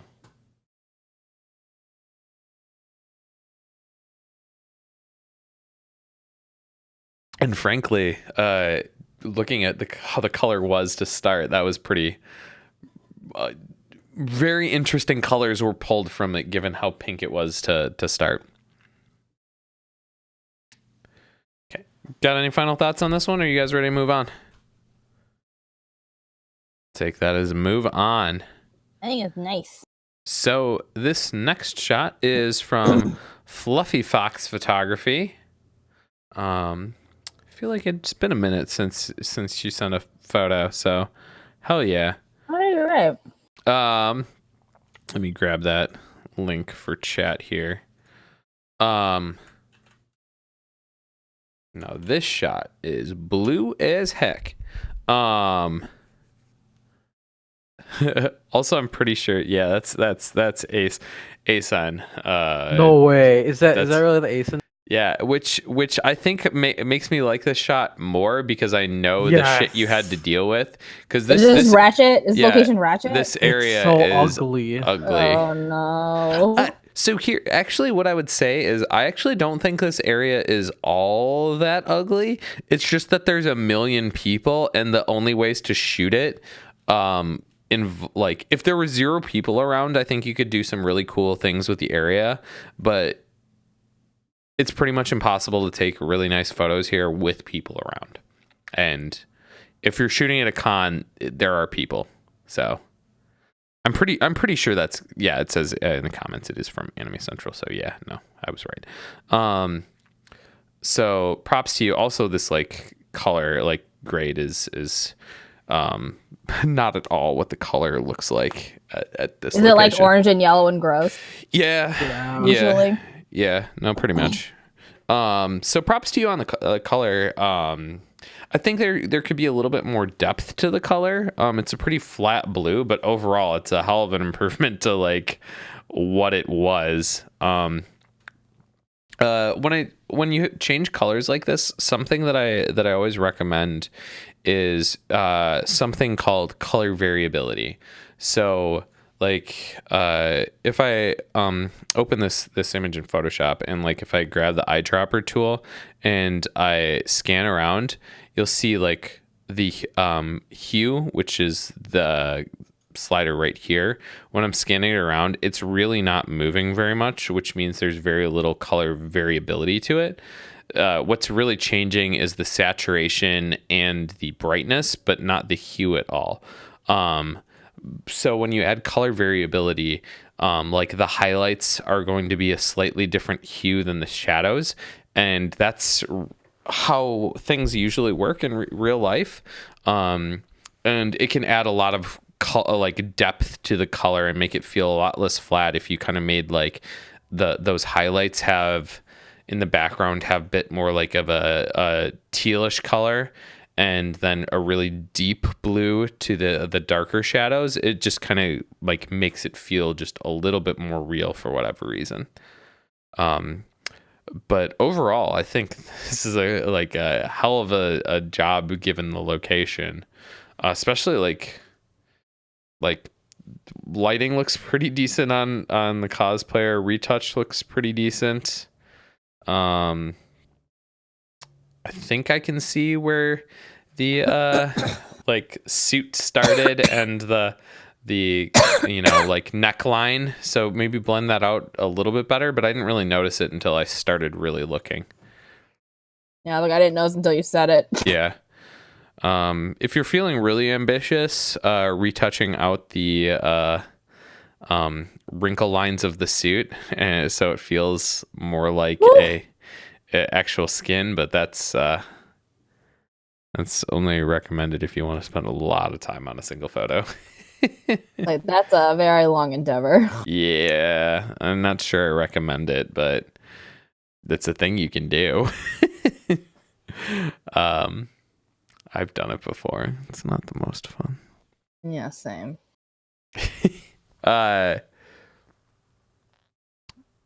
think compositionally, I would love if there was just a bit more headroom in this, and that her like hands were maybe like on her chest or something, just to kind of bring them into the photo. As it is right now, they're getting cut off, and her pose just doesn't feel very dynamic. So like if her hands were up so that they aren't cut off from the bottom of the frame, that could help. Any thoughts from you guys on this one? A+ on making use of the environment. Damn, I kind of want to see what it's like. It's hard.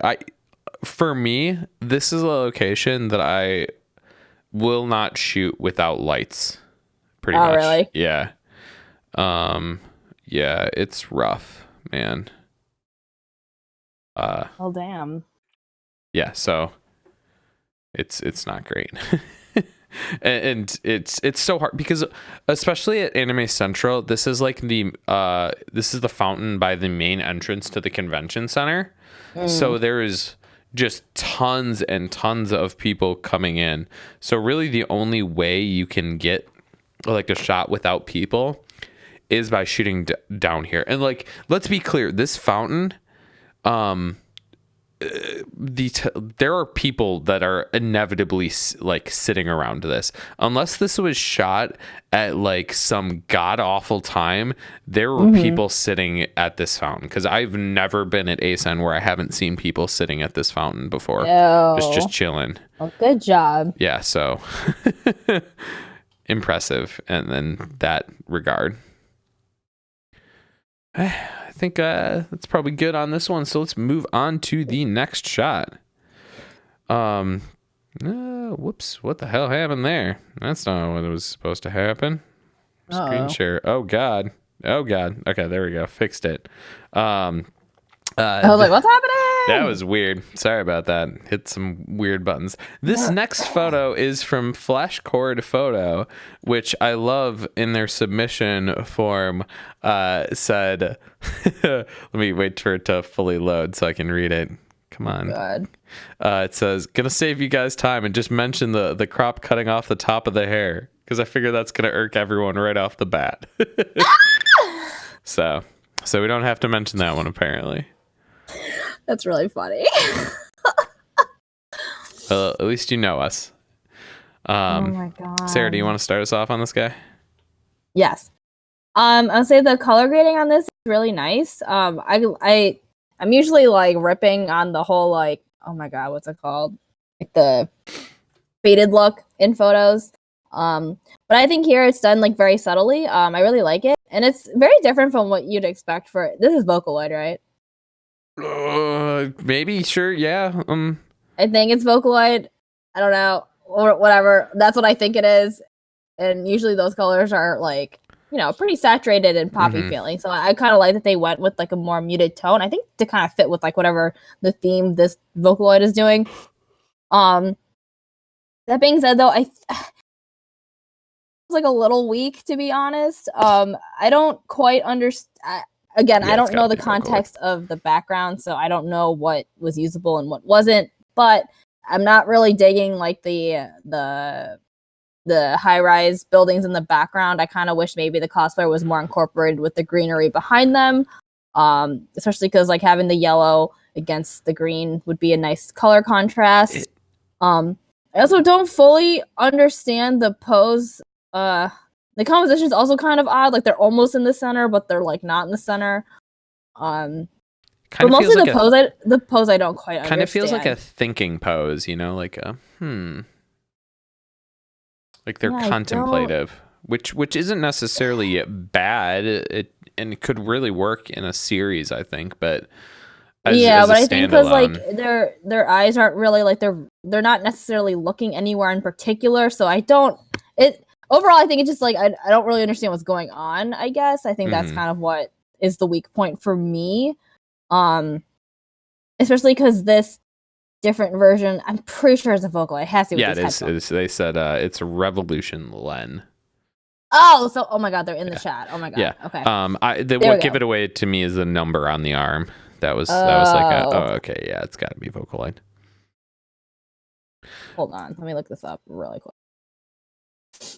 I would be curious, Flashcard, where this was taken. This actually reminds me of old Otakon. Yes, I was gonna say it looks like it was taken at Otakon convention. I mean, but maybe it was Baltimore Comic-Con. I don't know, but it looks like the rooftop part on the second floor. Yeah. Which I'd be curious. I'm just like, but Otacon's not there. So yeah, if there's other cons that are happening there, or if it's different, but it really looks like Hartford, Connecticut. Never mind. Okay. All right, but it looks. Oh my god, Andrew, that's so funny that you thought that. It's got like the same style of plant life, and then immediately followed by like buildings. So that's really funny. Funny. I remember I've only been to that Otakon once, and I remembered really liking shooting up there, but it was nice. Yeah. Anyway, okay. So the pose is a little weak for me. I guess because mostly I don't know what's going on. I thought maybe it'd be nice if they were like posing with their sword, or maybe if the thinking pose. I think it's weird because it is like a thinking pose, but they're standing, but I don't really know what they're looking at, so that's kind of lost. Yeah, those are my initial thoughts. Yeah, I think going the low angle is maybe what's getting it for me. I think everything the same, but doing this like as a high, like from a higher up shooting down versus down shooting up, and this a lot of this could work a lot better because then you get the foliage as the background. I think kind of their viewpoint to the camera would look better. You'd get kind of like more of their arm in the frame. Yeah, I think that would just work better for the shot overall. What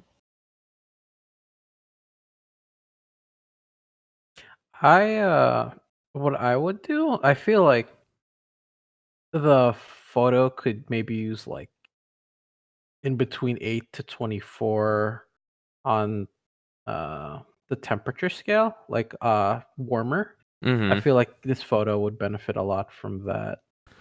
I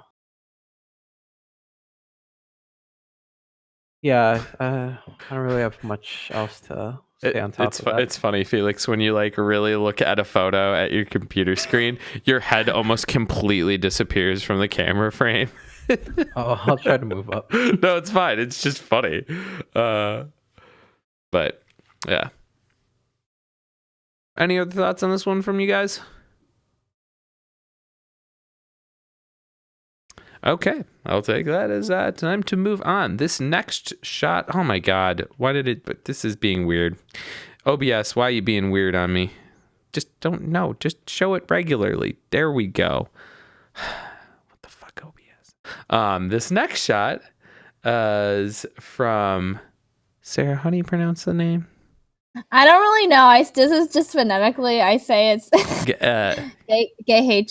Gehecho. They're Something from like Spain, so I'm like trying to read it as if I still know Spanish, but I don't. Yeah. Sorry, I am so sorry if I butchered Anyway, they're your in name. Spain, and I don't know if they're still awake, but God bless if they are. Well, I'd say still awake. It's getting more likely that they're watching because it's probably getting, Oh God, there he is! Oh my God! Yee. Thank you for submitting. Yeah, hell yeah, love it when we're getting more and more people submitting from a broader range. Felix, do you want to start us off on this guy? Yeah. Oh, so, I should say this wait, is self. For context, this is self shot. Yes, self shot. Oh, okay. Yes. Perfect pronunciation. I mean, it's still impressive. God. I don't know. I guess you didn't have to. I guess you didn't have to tell me, but I guess it is more impressive that it's self shot. Yeah. Wow. Okay. The fact that it's self shot explains maybe the one flaw that I see in the photo, but go ahead. All right. So there's a lot going on in the photo, and I really like it. Like the smoke. I don't know if that was like real or composited in, but that's really cool. I love the. Said it was vape. Oh, it's vape. Yeah. Oh hell yeah!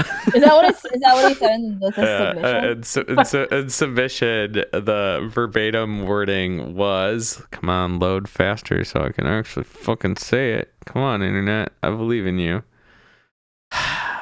Well, whatever. I'll read it once it actually loads. That's I'm hilarious. sorry, but it was vape. Continue, Felix. Do you want to come to the U.S. and vape for my phone? So the person vaped through the vape and then like clicked the clicker to take the photo. I guess is that what happened? Yeah, I don't fucking. That's fucking magic. That's pretty badass. Actually, I'm so. Oh, they probably vaped and then just composited it together. No, they said that right? The smoke was me vaping 2 seconds before the photo. What? Let's go. Okay. Get the fuck out of here. Get out of here. Get out of here. This is bullshit. Well, now you know what that means. Photographer, it's time to retire. Shut up, Felix. Time to nitpick. So I love the expression. It's very Cloud, very angsty boy. My one gripe is so the red intense sunflower is a bit too much in my opinion. If you zoom in, it looks like it's slowly disintegrating him in half. If you like look at the Felix thingy. Yeah. So okay, yeah, it's cutting him in half. Yeah, but other than that, I vibe with this photo. So my thought here is that this big red flare, there can be only one explanation for it, and that's because the laser beam that's being shot from Nan's photo is shooting out of the eye here and going into Joe's photo. Let's go. Oh my God. That's where that red beam's coming from. Yo, Gyu's so angry it transcends media platforms. Oh my God, I'm so sorry. I'm losing it. Yeah, no, I agree with you. I also don't really like the angle that it's coming in from. It's like, I think maybe if it was coming from like more of like the top right corner, I'd like it a little bit more. But it coming from like kind of by the waist, it feels a little odd to me. Like it feels like a very low angle for that light to be coming in at. I think I kind of wish there was some red coming maybe somewhere from the top a little bit too. Yeah. I think it's just weird that it's from one central. I know you're going for it, but yeah. I really love the green light that's coming in. Okay, first of all, this person, I don't know if you looked at their color grading. So Gehecho is also an illustrator, and I've told him this before, but I really appreciate how his color grading, you can tell it's very much inspired by illustration, because that's why he gets so experimental with like colors. I appreciate you is what I'm saying. I really love that light coming in. How it's kind of highlighting the side of the face. I just super dig. Yeah, it's super nice. It's lovely. So a couple nitpicks that I have while looking at this shot. Number one, this one's hard, and I get this is self shot. The focus was missed and kind of landed on the arm and missed the eye. But God, self shooting, that's just an absolute nightmare for focusing. So I can't even remotely blame you for that. The other nitpick that I have is that like I just kind of wish that we couldn't see like the bit of like the like wrinkle or drape of the backdrop right above the head. No, that was gonna be my nitpick. Yeah, like it's just like I also think the image could like on the top half in the background could be a little darker. Like kind of matching the brightness level of the bottom half of the image in the background at least.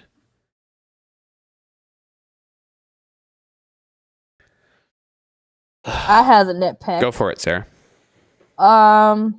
This is more kind of like a cleanup cosplay construction thing. But I wish like the glue marks had been cleaned up a little bit. Some of like the yeah, I guess it's just glue. Yeah, glue where the seams are. Usually that doesn't bother me, but I think because they're being so highlighted by whatever is reflecting onto them, I can like it was like one of the first things I saw. I was like, no, I was like this clean armor, but there's like little dots of like the glue remnants on it. I wish that had been cleaned up a bit. I personally spend a lot of time doing that on cosplayers' photos, is just kind of like cleaning up their armor or like cleaning up their weapons, because I know that's something like I don't want to see, because I was lazy when I was making it. I'd be like, oh, I fucked up. I don't want to show up in photos. Yeah. Yeah, just like small things like that. But I agree on the backdrop. It's hard because you used a fabric backdrop. It's hard to create a seamless with a fabric piece.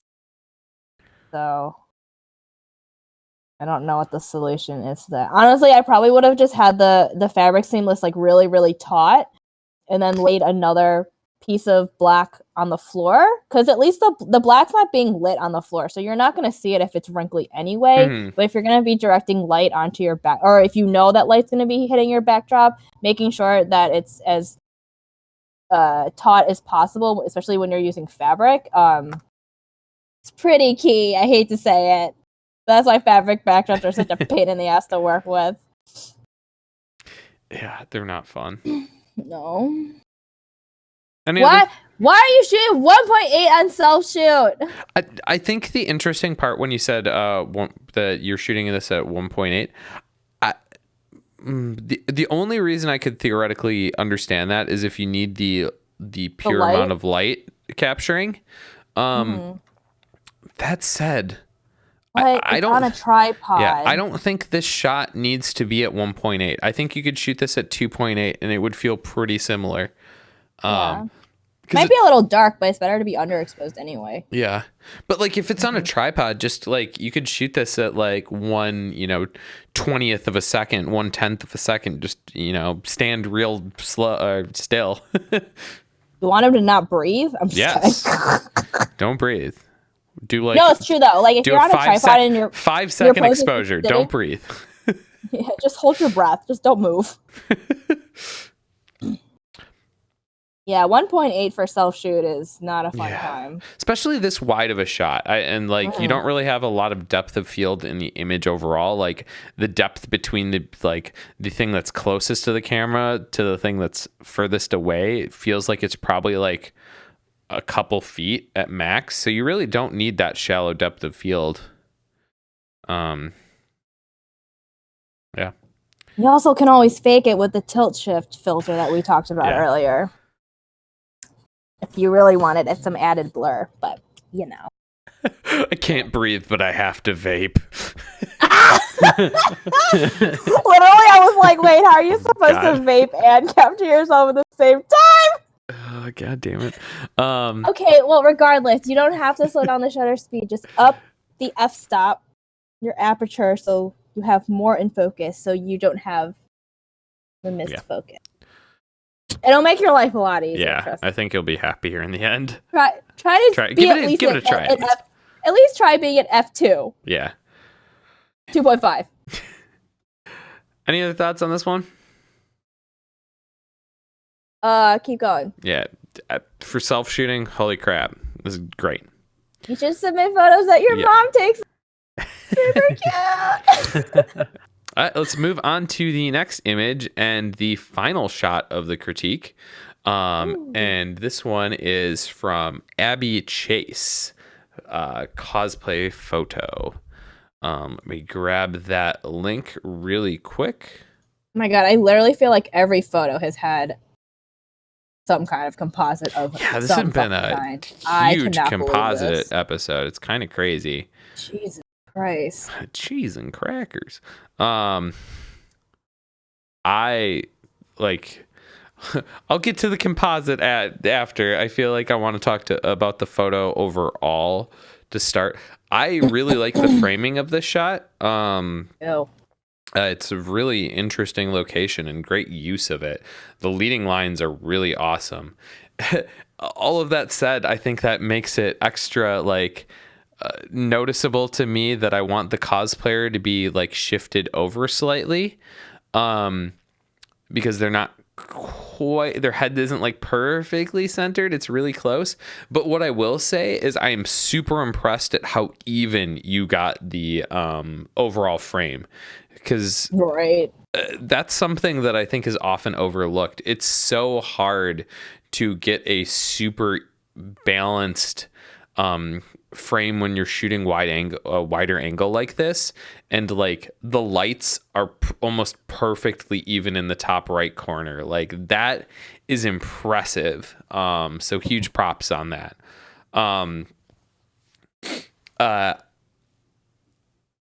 This shot feels like it's screaming for some dodge and burn work to me. The cosplayer feels a little bit dark to me compared to the rest of the image. And I think if you darkened the background some and brightened and really kind of added contrast to the cosplayer, they could pop a ton more out of the image. God, Felix, you're going to make me yawn. Oh, no. Hold it in. Felix, stop. I just saw it on the stream and I was like, Hold it back. The other thing that is a little weird to me about this shot, and tell me if I'm the only one that feels this way, is it feels like the character's charging up a Kamehameha. I don't know what it is, but and they're looking and attacking a wall. Yeah. Like, I also don't get that entirely. I don't know what the hell they're looking at, or planning on a sneak shooting attack? a blast to. That very much confused me about this. Maybe there was some context about the character, like maybe they're looking out a window. Witch or whatever from Marvel. Marvel. I don't know my fucking Marvel shit, so she's pretty mainstream, but Sarah, she levitates and shit. Well, that's helpful. And has that? I mean, it looks she does exactly what this photo is. But to answer your question, yes, it's a little weird that she's looking in an enclosed hallway. Yes. Okay. Good. Yes. yeah, I don't really understand particularly what's going on there.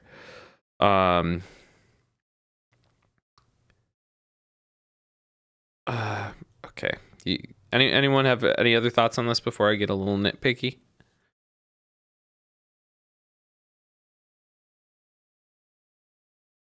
I think I will jump into my nitpick. You covered so much. Sorry, I just tend to like fucking plow right through. Alright, so some nitpicks here.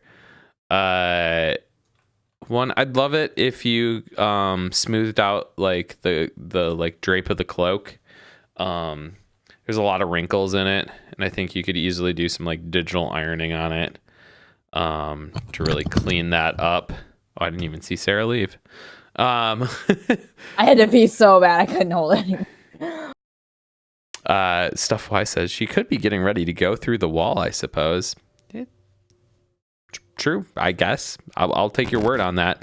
But yeah, digitally ironing kind of the drape of the clothing, I think could really help. I just kind of am not a fan of how like wrinkly and kinked like some of the parts are, and you could just, use frequency separation to smooth that out. Onto the effect. I don't hate it, but I don't like it either. It feels like a little bit just too like a fractal brush was painted over the image. And less like, it feels less like it's interacting with her hands, and more like a brush was just stamped over the image. Doesn't feel like there's bits that are going behind her hand. It just almost all of it feels like it's just on top.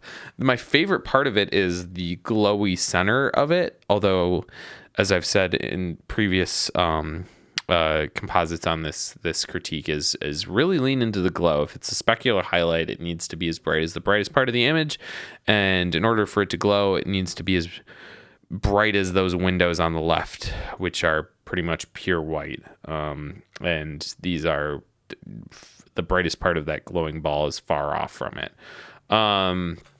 So really lean into the brightness and the glow.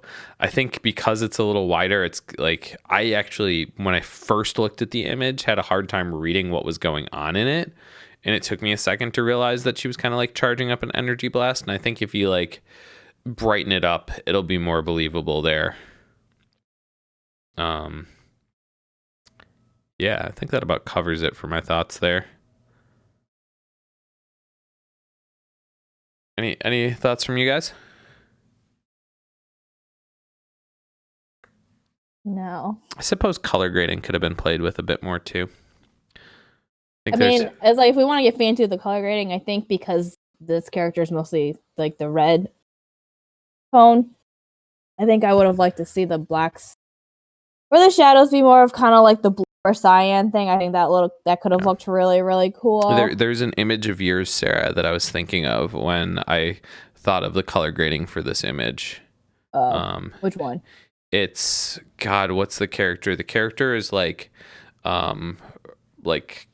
red, and your color grading for the background is fairly blue. I want to say they're on a staircase. Fuck, I don't remember. Oh, the fiery card. Yeah. And that image is kind of like where I'd want the color grading for it to go, because that blue really helped that red pop off in that image, and taking that blue in the background could really sell the red here. I think that could look really cool. Any other final thoughts on this guy? No.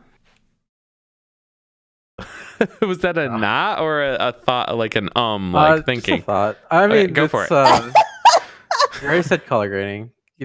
Like, would a vignette? I know I already said this is my second time saying it, but would a vignette work? Because that way it centers on like. Yeah, I think that could be cool. Like if the cosplayer was kind of bright, it was brighter than the surrounding elements. Yeah. Yes. Yeah, I think adding that to like doing some dodging and burn could work real well here. Like, I like Felix coming in with like just like, how about a vignette? One vignette, sir. Yeah, no, I'd agree with that though. Okay, I think that about sums it up for that shot. Yeah, I think we're just about wrapped up with this critique. Thank you so much, Felix, for joining us tonight. It's been fun having you on. Felix, how about you tell the people out there where they can find you and keep up with what you have going on?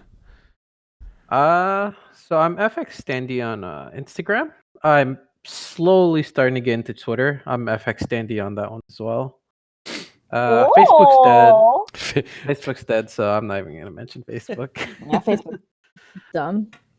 And then I am going to Hallmet tomorrow, then Magfest, then Uchicon, then Katsucon, and then C2E2.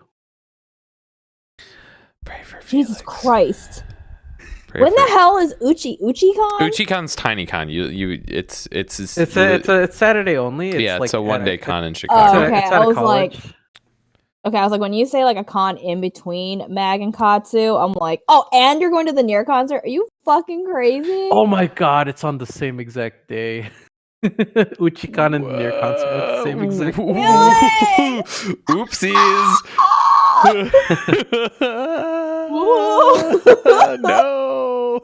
Wow, I'm a pray for you. Yeah. We're gonna have to start up a prayer group for Felix. Thoughts and prayers. Sarah, how about you, and what do you got coming up? My next con is MagFest, and then KatsuCon right after. Well, not right after, like a month later, and then Fanime. Dog. He's sleeping so funny right now. What? Oh my god, I love it when they do that. So funny. Why is he so blurry? Come on, Focus camera. Oh, look at his ears. Oh man, what I a love cutie him. pie. I haven't even met him, and I love Bucky. He's a sweetheart. Ugh. He is. Anyway. Can confirm. Felix is not just biased. He is telling the truth. He's adorable. All dogs are good dogs. No, that's not true. I was gonna say, I'm like, Majority of dogs are great.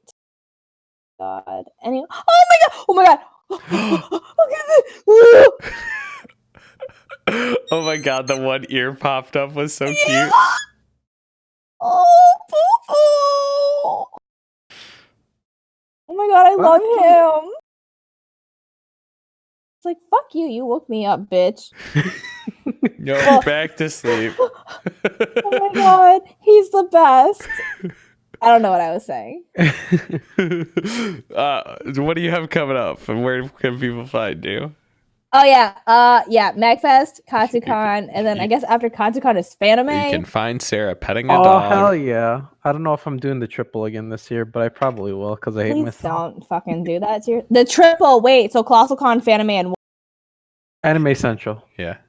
oh my god, shut up. Yeah. Those are back to back weekends. Wow.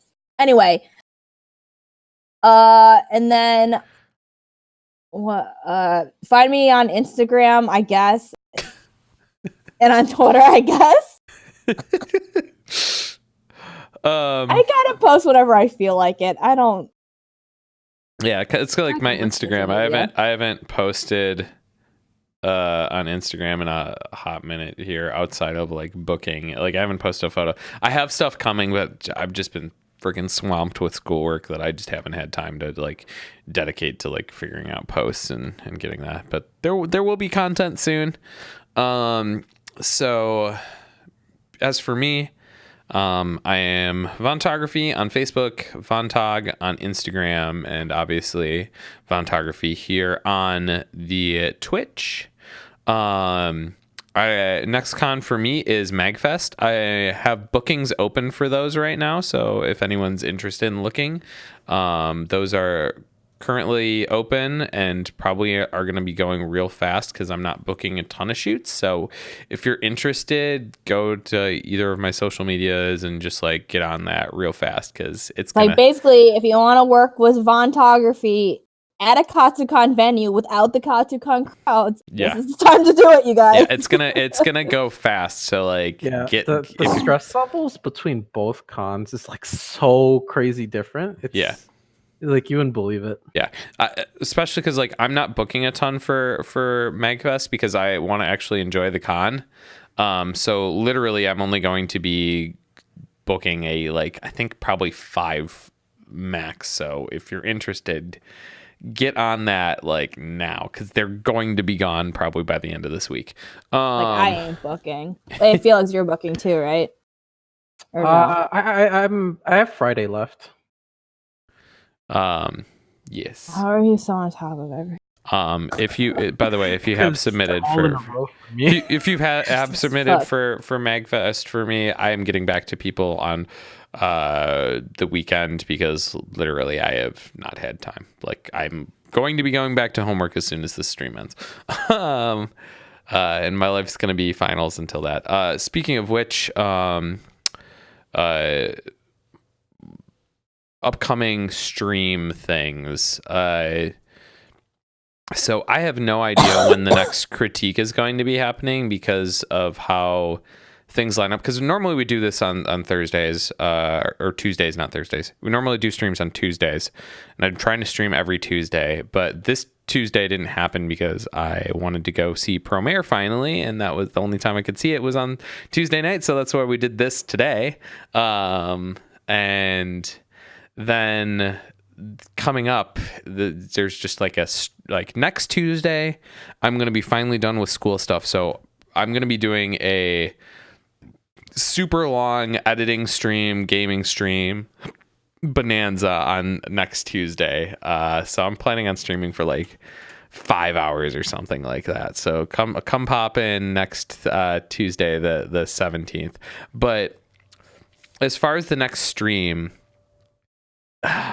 the following Tuesday is the 24th, so Christmas Eve, and then the next Tuesday after that is the 31st, which is New Year's Eve. So the worst times ever. Yeah, so like I don't know what things are going to be happening on this channel over the holidays. Maybe like I know I will be streaming. I just don't know if there's going to be any type of like formal episode of things. I would kind of lean towards, maybe we'll go on a little bit of a holiday break until January. I'm not totally sure. I'd like to maybe try and get like some sort of Christmas themed critique in here. I just don't know if that's possible. I don't know if we're gonna have time. So keep your eyes peeled if we announce something like that, but also don't be surprised if we don't do anything. So yeah. Let's see, what else do I have to mention? Oh yeah, thank you everyone who chatted along with us and critiqued in chat. It was a pretty quiet crew today, but I understand it can't be hopping every stream. If you've been enjoying the stream, however, please consider giving us a subscription or a donation. It's greatly appreciated and helps us keep this thing going. And as always, if you have Amazon Prime, that means you have Twitch Prime, which means you have one free sub to give to whatever streamer that you want per month. That's free money that Amazon is giving you to give out. For the love of God, just use it, please. We'd love it if it was here, but if you don't have if you don't use it here, just use it somewhere. Just make sure you're getting it, using it. But yeah, all donations and subs are appreciated. That said, if you're enjoying it and don't have the means to do any of those things right now, just tell someone about the stream. Let someone know that they should watch or submit. That kind of reach goes a long way, and we appreciate it a ton. So if you could do that, we'd absolutely love you for that. With that, I think it's time to call it a night. Felix, thank you so much for being on. Anytime. Sarah, thank you as always for doing this with me and powering through with a crappy voice. You made it with the power of tea. I had to pee like 500 times. It's fine. I suppose, yeah. That mug was gigantic. At least that's how it looked on camera. It is ginormous, but I need it or else I'm gonna die. You're fine. Thank you everyone again for tuning in and watching and letting us be able to do this kind of thing for all you guys. And as always, think about what you put out into the world. Make it a better place. Have a good night, people. Bye. Bye.